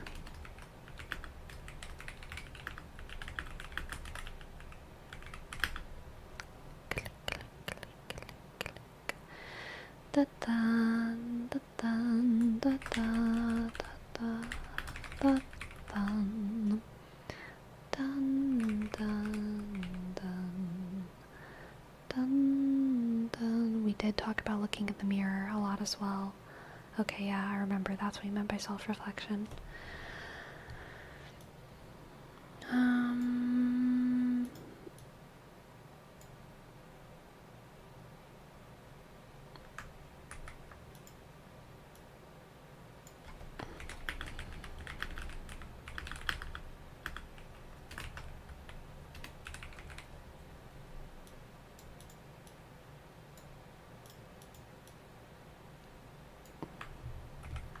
This is a little bit of a long title,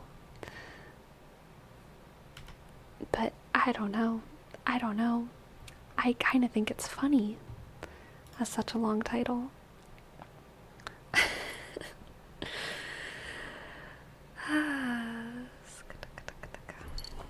Alright, I think that's gonna be that.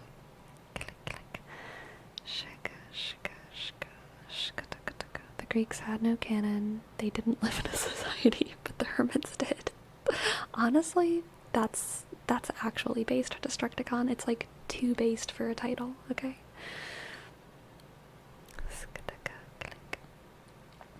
I mean, if we don't live in a society, are we not all hermits? Just like, we're bad at being hermits? We're involuntary hermits, I think.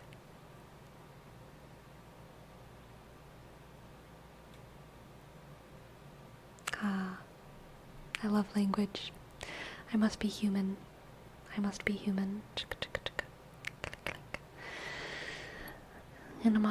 a modern day hermit. I just watch anime all day and only leave to get food. So based. Okay, let's find someone to raid. I want to raid Gentle Fox ASMR. I'm sure they're reading something. They're reading Death on the Nile by Agatha Christie. Amazing. Let's all just go to sleep listening to the dulcet tones of someone reading. Okay? Good night, everyone. I'll be here tomorrow. Same time, same place. Good night, good night, good night. Sleepy. Good night, good night, good night. Good night, good night, good night. Good night, good night, good night. Good night, good night.